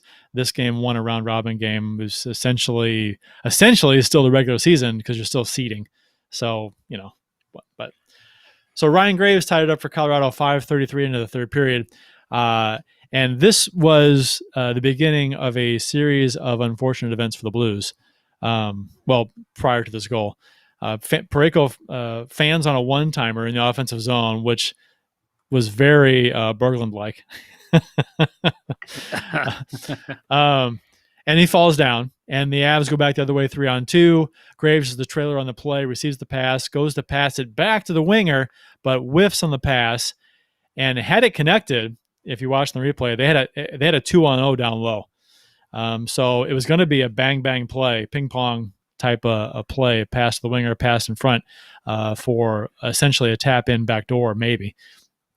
So, but he corrals the loose puck after he whiffed on the pass and then shoots it back in and lets a wrister go that from the hash marks that beats Bennington glove side. So high danger scoring area for sure. Unfortunate that play even happened because of the whiff shot by Parayko, and then unfortunate that the shot came from where it did because of the whiff pass. But it is what it is. So, but here's where it gets interesting. So the last couple minutes of the game. So Steen takes a bad penalty, and Jeff and I might disagree on that. We disagreed on Twitter about. I'm going to fight you, Kurt. Let's do it. Let's do it. All right. So go okay. Ahead. So you go ahead first. Steen is called for a penalty for hooking at 18:43 of the third. Okay. And here's my take on it, and you can give your version. So, you're wrong. Okay. Well, Steen. I'll explain it by okay. I'll bring you into this. So was Steen's stick tied up in I forgot the player's name in his hands? Oh hell, who was that? Whoever that it was. Fuck, I can't remember. But the reason why the penalty was called.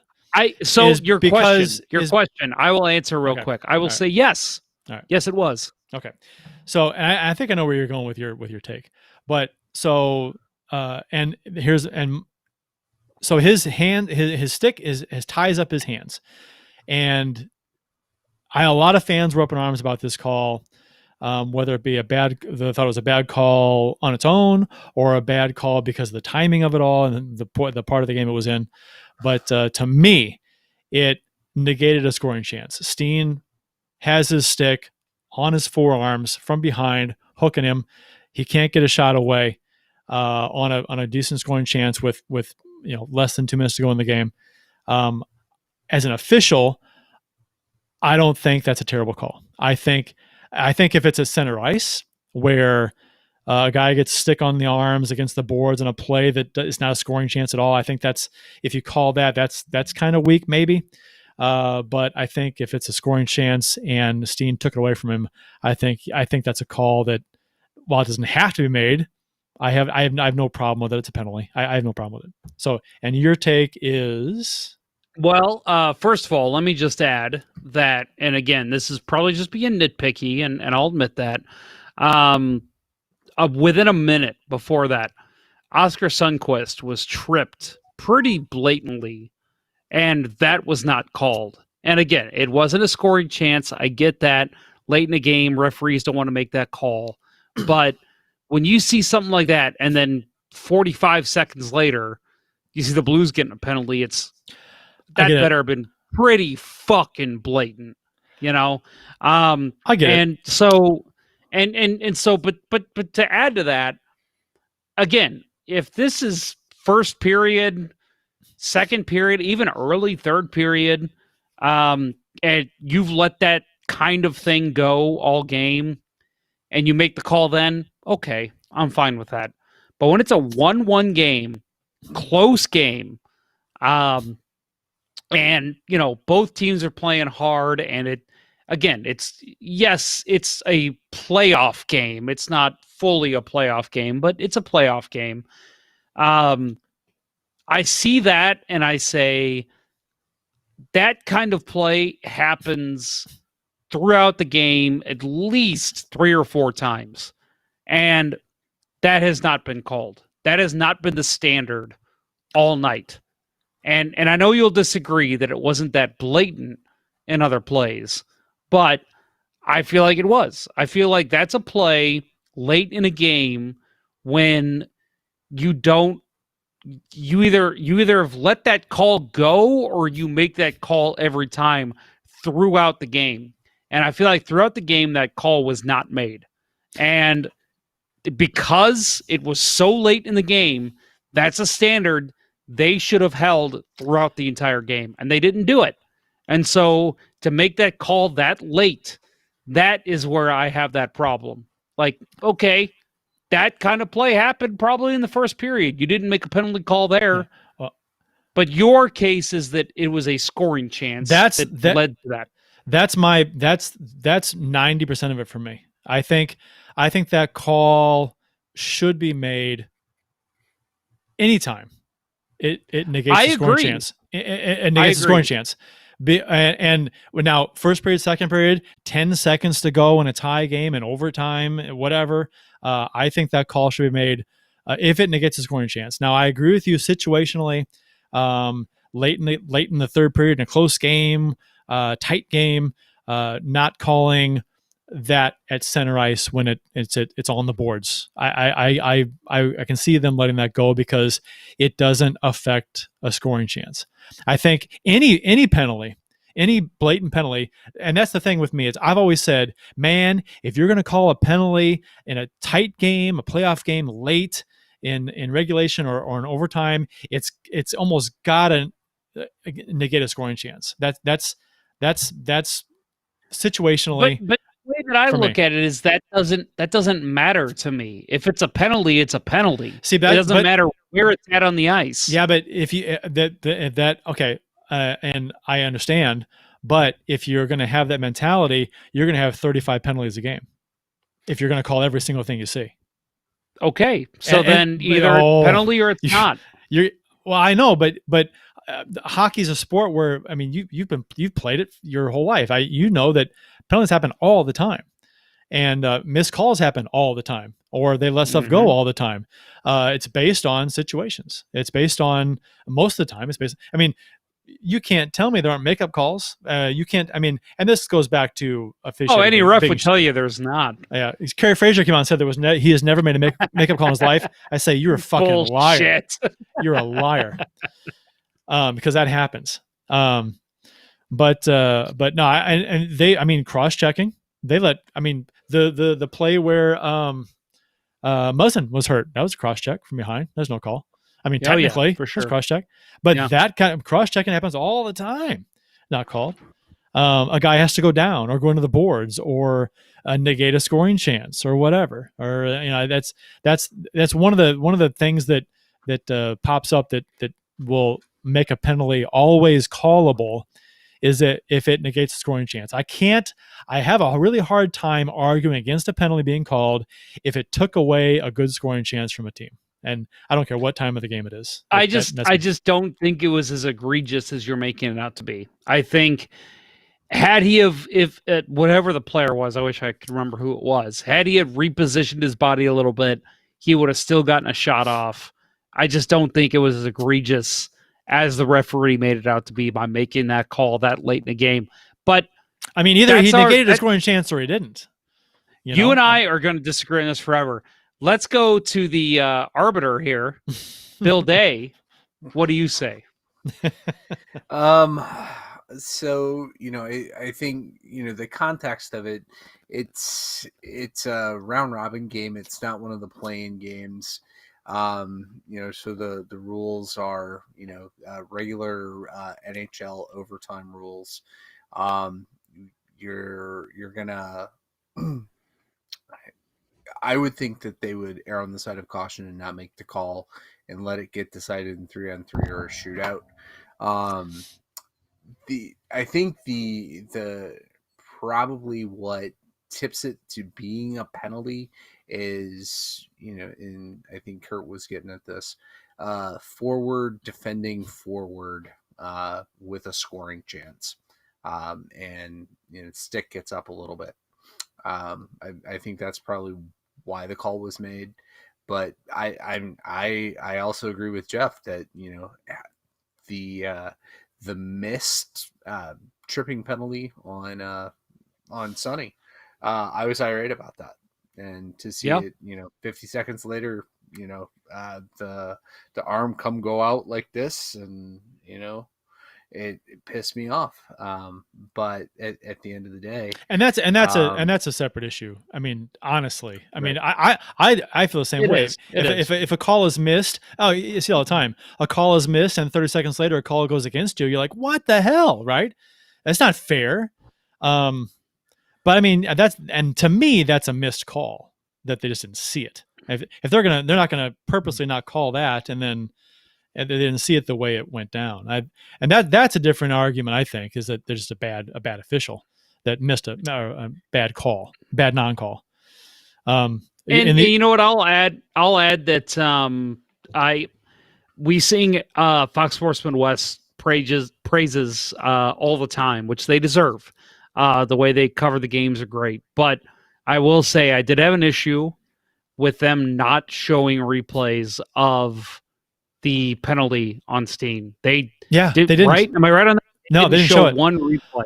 I had to go back to when I slowed it down, and I had to actually go back to the live feed, the live replay, and then slow-mo it on my TV while I recorded on my phone to show you slow-mo. I mean, it's like you shouldn't have to do that. In today's age, every penalty, to me, I want to see every penalty call on a replay like a goal, like a save, like it should be included in that. Sure. So, and maybe it was different on NBC. I don't know, because we didn't get the feed here in St. Louis, but they need to show that kind of stuff. But isn't it that you're getting the same feed, just the different voices talking over it? Because they don't have multiple broadcast crews. Right. Because they're not even in, right. They're not even in Edmonton. The local people are here, so it's probably the same the same feed. It's true. Just so it's probably, I guess it would be NBC that has the hierarchy on that. So yes, let's blame NBC. Could be Sportsnet too. That's a good point. Yeah. Who was it? Somebody tonight tweeted that the Dallas and Colorado game, somehow the national broadcast was using the altitude broadcasters out of Colorado. That seems bizarre. I didn't catch that. I didn't think there were any local broadcasters there. Well, anyway, so the way I see it is Bill says that I was right and you're wrong. I didn't see that way at all. It's fine. I don't care. I know I'm right, so we can move on. No, he sided with both of us. It was both of us. He saw both sides. Keith Price in the YouTube chat says, this is my brother, and so my niece Mattia wants to know who Carrie Fraser is, because I mentioned Carrie Fraser, former that NHL. was the chick on Felicity, right? No, it was the guy who had a TV show in Seattle. Carrie Russell. Thank you, Bill, for knowing who that was. former NHL official Carrie Fraser, who was known for his hair. So was Carrie Russell on Felicity. Well, she's on The Americans too, which is a much better show. Yeah, she was dope. I've never seen it. Oh my God, it's fantastic. It is some of the best TV I've ever watched. Probably really? top 3 shows for me, and by far, bar none, the best series finale ever for me. Wow. Yeah. Well, you say that, and for some reason, I trust your guys' judgment on most things, so I might have to actually watch that. I mean, it takes place in 80s Cold War era, Reagan presidential era.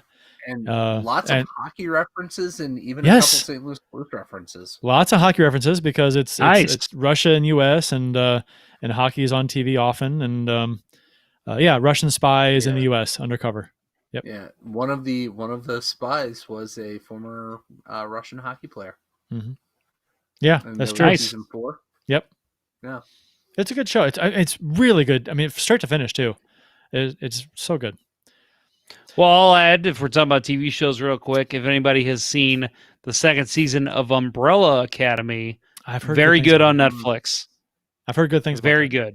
It's a really good show. I really enjoy it. It's not just for people who enjoy superheroes here. You see the trailers, and people probably think, oh, it's a superhero show. Yeah, I mean, it is, but it's not your typical, Batman, Spider-Man show. It's just a good show to just relax, sit and watch. Speaking of Batman, Spider-Man, you should look up Batman, Spider-Man. Batman, Spider-Man. Okay, I'm not going to talk about it. Just look it up. Okay, I will. So classic YouTube. Old school YouTube, yeah, a little bit. Like 10 years ago. Tabitha the Pumpkin. But so anyway, after this penalty is called, rightful penalty or not, Colorado goes on the power play. They had intense pressure for the entire that was minute some 17. of the hardest pressure I've seen a team face. The Blues never cleared the zone. And this right here, and I brought this up on Twitter, and a few people responded to it, but this didn't get near enough attention in my mind. The Blues should have easily cleared this puck, and the goal should never happened.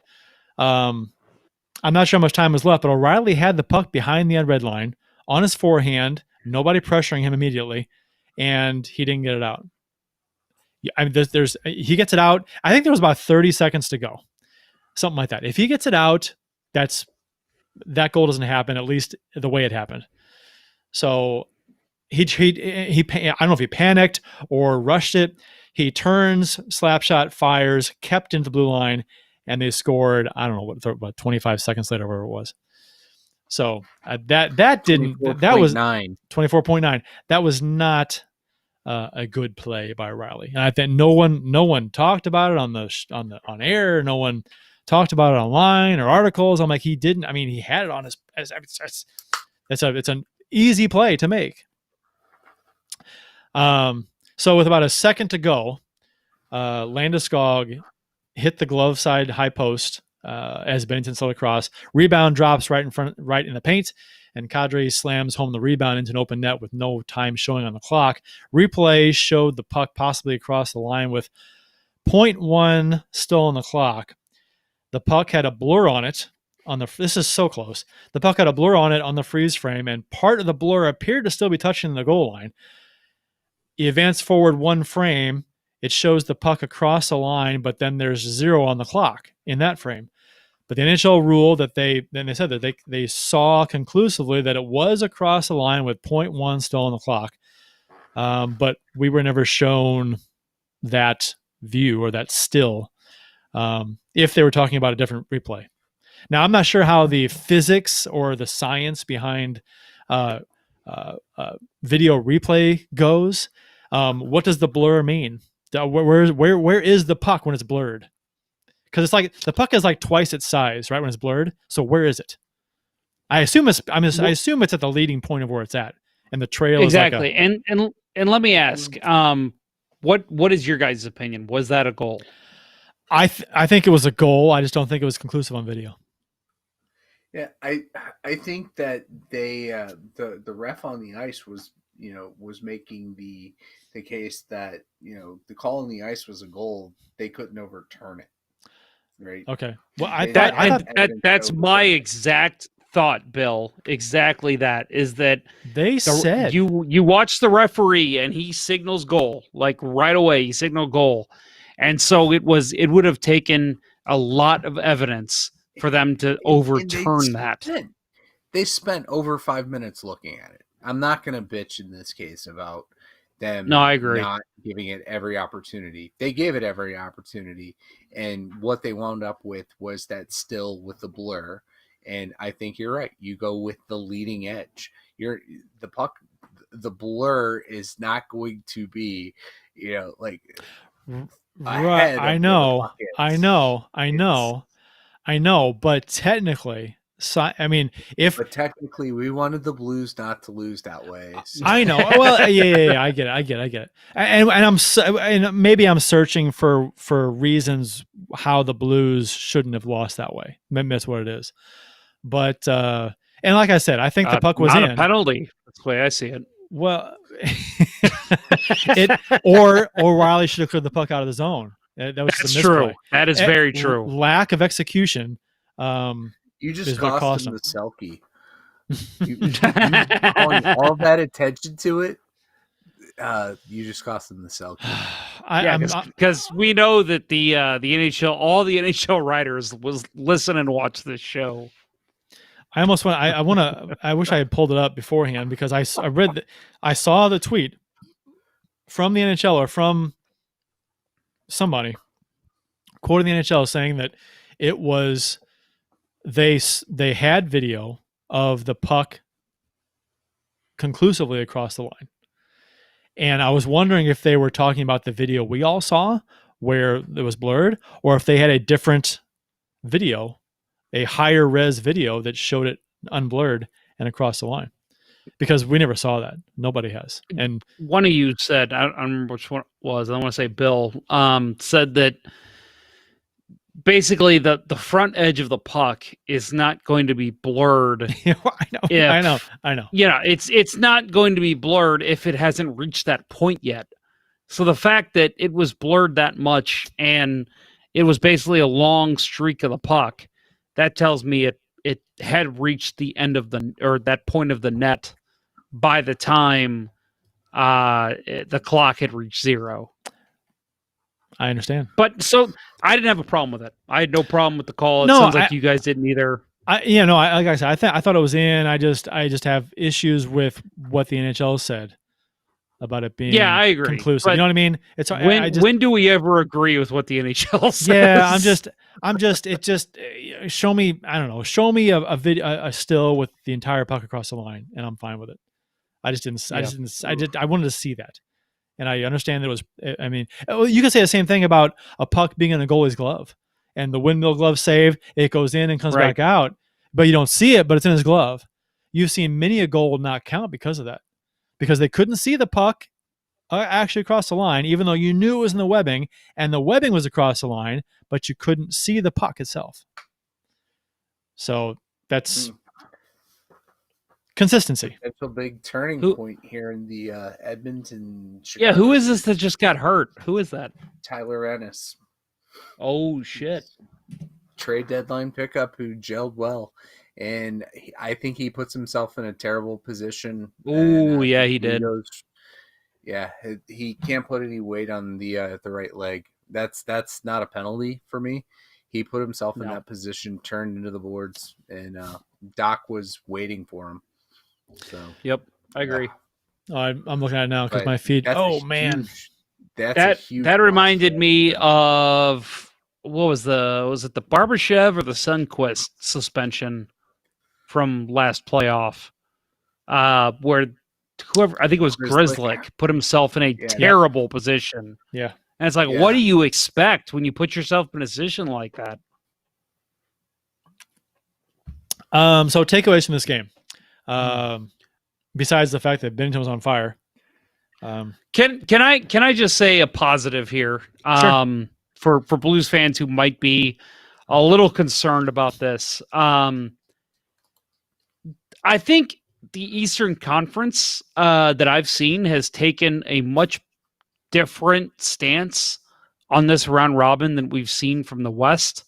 Yaroslav Halak played Boston's first game in the round robin. Steven Stamkos, they said it was a lower body injury, but he didn't play in the first game of the round robin. I feel like the East is looking at this like basically exhibition, and I know that well, they're not elimination games, so and it's they're not. I get that aspect of it. Yeah. I feel like a big part of it is, if you're going to be the best, you're going to have to go through the best. It doesn't matter, who you play in the first round, where you're seated, especially in a tournament like this, where it's all at one building. I'm not that concerned by this loss. I mean, I'll admit, I told my wife was laughing at me because after that goal went in, I was pissed. I was yelling. I was, F this, F that. I was so mad, but it was just because, in the way that they lost, it was so heartbreaking. But after like an hour and a half, I was just like, you know what? It's a freaking round robin game. Shit happens. As long as they get at least 1 or 2 wins here, I'm not concerned about the way they lost. Yeah, it would have been nice to get that point, but Halak wasn't playing for Boston. Stamkos didn't play for Tampa in their first games. They're approaching this like, these games in. Let's get some points if we can, but if not, it's not the end of the world. I understand that, and I get it. But to me, I don't know. There's a couple of ways to look at this. First off, I want the Blues specifically to get as much work in as possible before the round of 16 starts. That means playing everybody, all the people that are going to be playing in the round of 16, play them. And that was part of my logic behind wanting Binnington to play all 3 games, to get some work in, even though he looks like he's ready to go. Get some work in, because you want all of your rust gone by the round of 16. And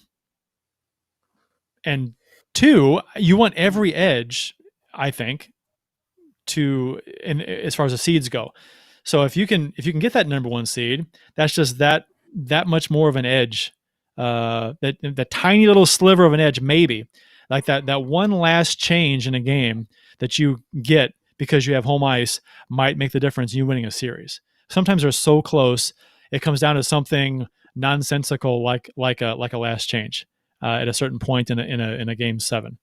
So I think just that's why I would approach this if I were the Blues, to try and win every game like it's a playoff game, to get the work in, to knock all the rust off, and to do what you can to get the number 1 seed or as high a seed as you can, just to get any edge you can in a series that could be extremely close.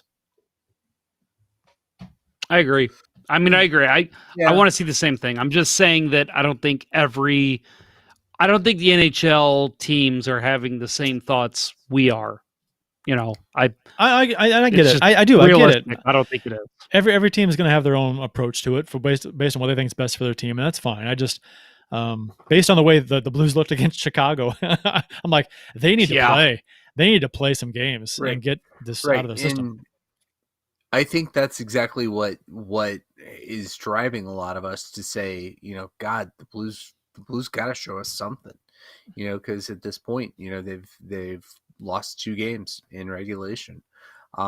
They looked a hell of a lot better in the Colorado game. But I do think that the seeding coming out of this, just trying to think of, who we would match up against, Edmonton, say the Blues go 0-4 in round robin play, or 0-3, whatever it is, in round robin play, and take the 4 seed, but Edmonton gets by Chicago. I don't think the Blues have a problem walking right through Edmonton, even though Connor McDavid just scored. But I was going to say, as you say that, Connor McDavid puts the puck in the net on my feed. Yeah, but I still I don't think the Oilers could run and gun against the Blues enough to beat us. I don't think so either. Agreed. I agree. We go up against them. We go up against. I mean, Phoenix looks a little bit dangerous, but I think in a 7-game series, you wear them down. I'm not concerned about anybody in the bottom 4, to be honest. They don't scare me. But like I said, it's when you get to the I think the problem comes in if during the round robin you just get that losing mentality going, right? Shit, we're 0-4, and you come out and you press too hard and 3. take dumb penalties, lose the first 2 games, and then suddenly, shit, you're about to be eliminated in the first round of the actual playoffs. That I think that's more of the danger. We'll see what it's like, tomorrow night. What, 5:30? It's a big game. Not in the sense the Blues have to win it. I mean, like you said, and I'm not going to be upset if the Blues don't finish with the first or second seed or whatever. I think I was talking with actually Lance, and we had a discussion yesterday from the Drop Podcast. Lance from the Drop Podcast, friend of the show, Lance. Mm-hmm. But about how as long as the Blues are hitting on all cylinders when the round of 16 starts, that's the main thing, obviously. If you're going to lose in these round robin games, at least do it while you're improving. And if they can, and they did, they improved greatly from the exhibition game through the first game. And now if they can improve in the second game greatly, and if they still happen to lose it, I'll be like, I'm not entirely upset. You can take something away from it because, like you said, it's not an elimination game. It's round robin. I'm fine. I would not be angry about that. I'd be disappointed, but I would be, you know what? We're getting better. So that's fine. We're, by the time round of 16 starts, we should be good to go as far as fully hitting on all cylinders, hopefully. Well, and the way that I look at home ice for when the playoffs actually start is the Blues were the worst home team in NHL history to win the Stanley Cup at home. They were terrible at home during last year's playoffs. You almost have to wonder. You almost have to wonder that if that, because players always talk about have an issue playing at home, the pressure, playing in front of the home fans and stuff. There's not that pressure. Playing in front of an empty stadium, empty stadium every time. Your advantages are last line change, and that's about it. Yeah, right. So you wonder if the face-off rule. Yeah. So I mean, you wonder if it'll be different, because we've seen in the past that many times it's not just the Blues. Other teams have been 500 or so in the playoffs, or overall teams are just barely over 500 at home. It's not much of an advantage at all to play at home in the playoffs. So the Avs won today, whooped Dallas. So that means we talked about this, the Knights have to beat Colorado, and the Blues have to win their final two to finish as a number one seed. If they don't, then the Blues are looking at something else. So Colorado's look damn good. We talked about that. So we just talked about them placing importance on the seeds. So we can skip past that. Current status of the playoffs and round robin play.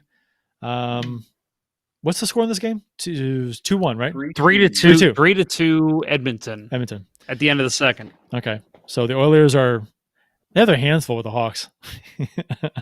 Yeah, they do. So Pittsburgh and Montreal. Montreal won tonight, so they're up 2-1. That's crazy. Awesome. Love it. Go Habs. Arizona leads Nashville 2-1 in the series. Carolina knocked off the Rangers 3-0. Vancouver, Minnesota tied at 1. They play tomorrow. And, Islanders in Florida. Islanders lead 2-1, and the Panthers stave off elimination. Calgary and Winnipeg. Calgary's up 2-1, and they play game 4 tomorrow. That should be a hoot. Toronto and the Blue Jackets tied at 1, and they play tomorrow as well. So that's one hell of an interesting series. Yeah. Can you imagine?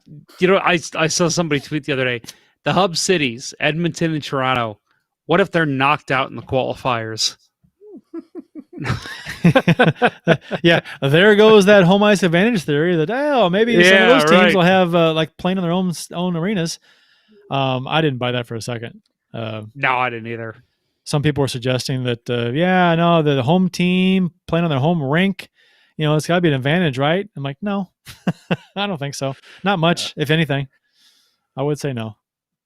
Probably they can read. They can read the boards better, like know how the puck's going to bounce off the boards. But that's about it. There's nothing else outside of that. But yeah, Toronto and Columbus. That's serious to watch for anybody who's maybe not paying attention to the Eastern Conference playoffs. Watch this one tomorrow. This one's getting interesting because, again, if Columbus can knock off Toronto.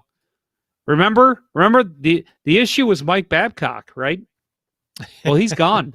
I mean, it's interesting to see what could happen here. Tomorrow, August 6th versus Vegas. That's our next game. So 5:30 start, St. Louis time. Let's win this one and make it interesting. Let's see if Vegas can beat Colorado, and then it'll come down to our final game. Yeah, to me, Vegas is still just such a wild card. Just their defense, like Nate Schmidt, Is it Shea Theodore? Just Yeah. they have some surprisingly mobile and offensively contributing defensemen, on top of a very potent offensive threat to begin with. So it's hard. It's hard to really for me to handicap what the game's going to be like. If the Blues play like of course they play like they did against Chicago, it's not going to be a pretty game. But if they play like they did against Colorado, maybe get one or two more bounces earlier in the game, I think they've got a good shot. And one thing that I'm going to add here, Elliot Friedman, oh my God, he looks fantastic. Keep up that look, Elliot. Oh, Yes. He looks so freaking good. Yes, he's Rasputin, man. That is beautiful. Rasputin. Hell yes. Austin Lynch says, meant to say this earlier, but Shea Weber has the best beard right now. I think Elliot Friedman might be giving him a run for his money. Yeah. Of the players, with no Thornton this year, Weber's got a really a good soggy bottom going. But overall, soggy bottom. Hands down. That's beautiful. Elliot Friedman. Hell yeah. Always have to work in a "Oh Brother, Where Art Thou" reference when I can. Our friend Adam Gold in the Facebook chat says, streaming from All American, home of Pat Maroon, which is very true. Yeah, the cup was there. He took the cup Adam, you're literally about 8 minutes from my house right now. So, can you feel my presence? Is that a nasty innuendo? Euphemism? It could be. Whatever you want to take it as. That's fine. Just the tip with Jeff Ponder. Yep. How's that feel? How's that feel? Try that one on for size. There's a lot of jokes there. All right. So the our upset picks. I said I picked Chicago, and Bill said Arizona. Did you say Arizona too, Jeff? I think I said Nashville, actually. Okay. You said my upsets were more in the East. I had Florida. Nashville wouldn't be an upset though. Arizona would be the upset. That's true. That's a good point. I had Florida, and I actually had the Rangers, which I was clearly wrong about. All right. So there's a couple of picks still alive here. So, and actually Arizona's looking pretty good. Yeah, they look great. Clayton Keller is on another level right now. So keep that up, Clayton. We'd love to see a St. Louis boy continue that on. Until you face the Blues. Right. Exactly. Yeah. Then you can just shut up. Shut the front door. I guess that'll do it for this show, guys. Unless you're going to anything else. We good? Have you guys heard anything about game time for Sunday? They still haven't decided that at all, right? Like there's no word at all. Right. I mean, tomorrow night's game time was TBD until this morning. So I think come Saturday, we'll have a better idea. Yeah. I was going to say, because I'm actually out of town this weekend. I'm leaving Friday afternoon. I won't be back till Sunday around 1. So I'm hoping that's not the 11 o'clock game. So we'll see. It is 5:30 tomorrow, right? The game? Yeah, it's 5:30. That's what I thought. Yep. Okay. Yeah. Okay. Before we close up shop here, Kurt, I do want to give a little self-promotion to letsgoblues.com/shop. For anybody watching the YouTube show, one of the great designs that Mr. Kurt Price has come up with. I'm wearing the shirt right now. I'm going to stand up and show you.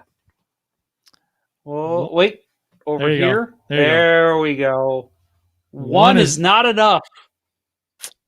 One is not enough. Yeah, it's a good shirt. That's well done. That is well done. It makes very you look well good. done. Makes you look good. I feel like my sexy factor has gone up about 27 points. That shirt is your tuxedo. I'll take it. I'm going to wear that to my next wedding. Well, you say you wear it to make yourself look good. Oh, that too, of course. All right, that'll wrap it up. Oh, letsgoblues.com/shop. Yes, check it out. Multiple shorts that are available for your wearing pleasure. I just made that up. That will wrap up episode 77 of season 8 of the original St. Louis Blues hockey podcast, Let's Go Blues Radio. Thanks for listening, and thanks to those who participated in the YouTube and Facebook chats during the live show. We hope you guys enjoyed it as much as we've enjoyed bringing it to you. For Jeff Ponder and Bill Day, I'm Kurt Price. Until next time, everyone, let's go Blues. Let's go Blues. Go Habs go. Let's go Blues, and let's see some anarchy here, NHL. Wear a mask. The Chiefs are at home tonight against Cyanosport at the War Memorial at 8. Good seats are still available. A look at sports. I think that went very well. Thank you for listening to Let's Go Blues Radio. Now take off, hosers. Well, there's 90 minutes of your life you'll never get back. Sorry. St. Louis Blues, St. Louis Blues. Have you heard the news about our St. Louis Blues? They've only just begun, they're on their way to number 1. Now there's no more blues for our St. Louis Blues.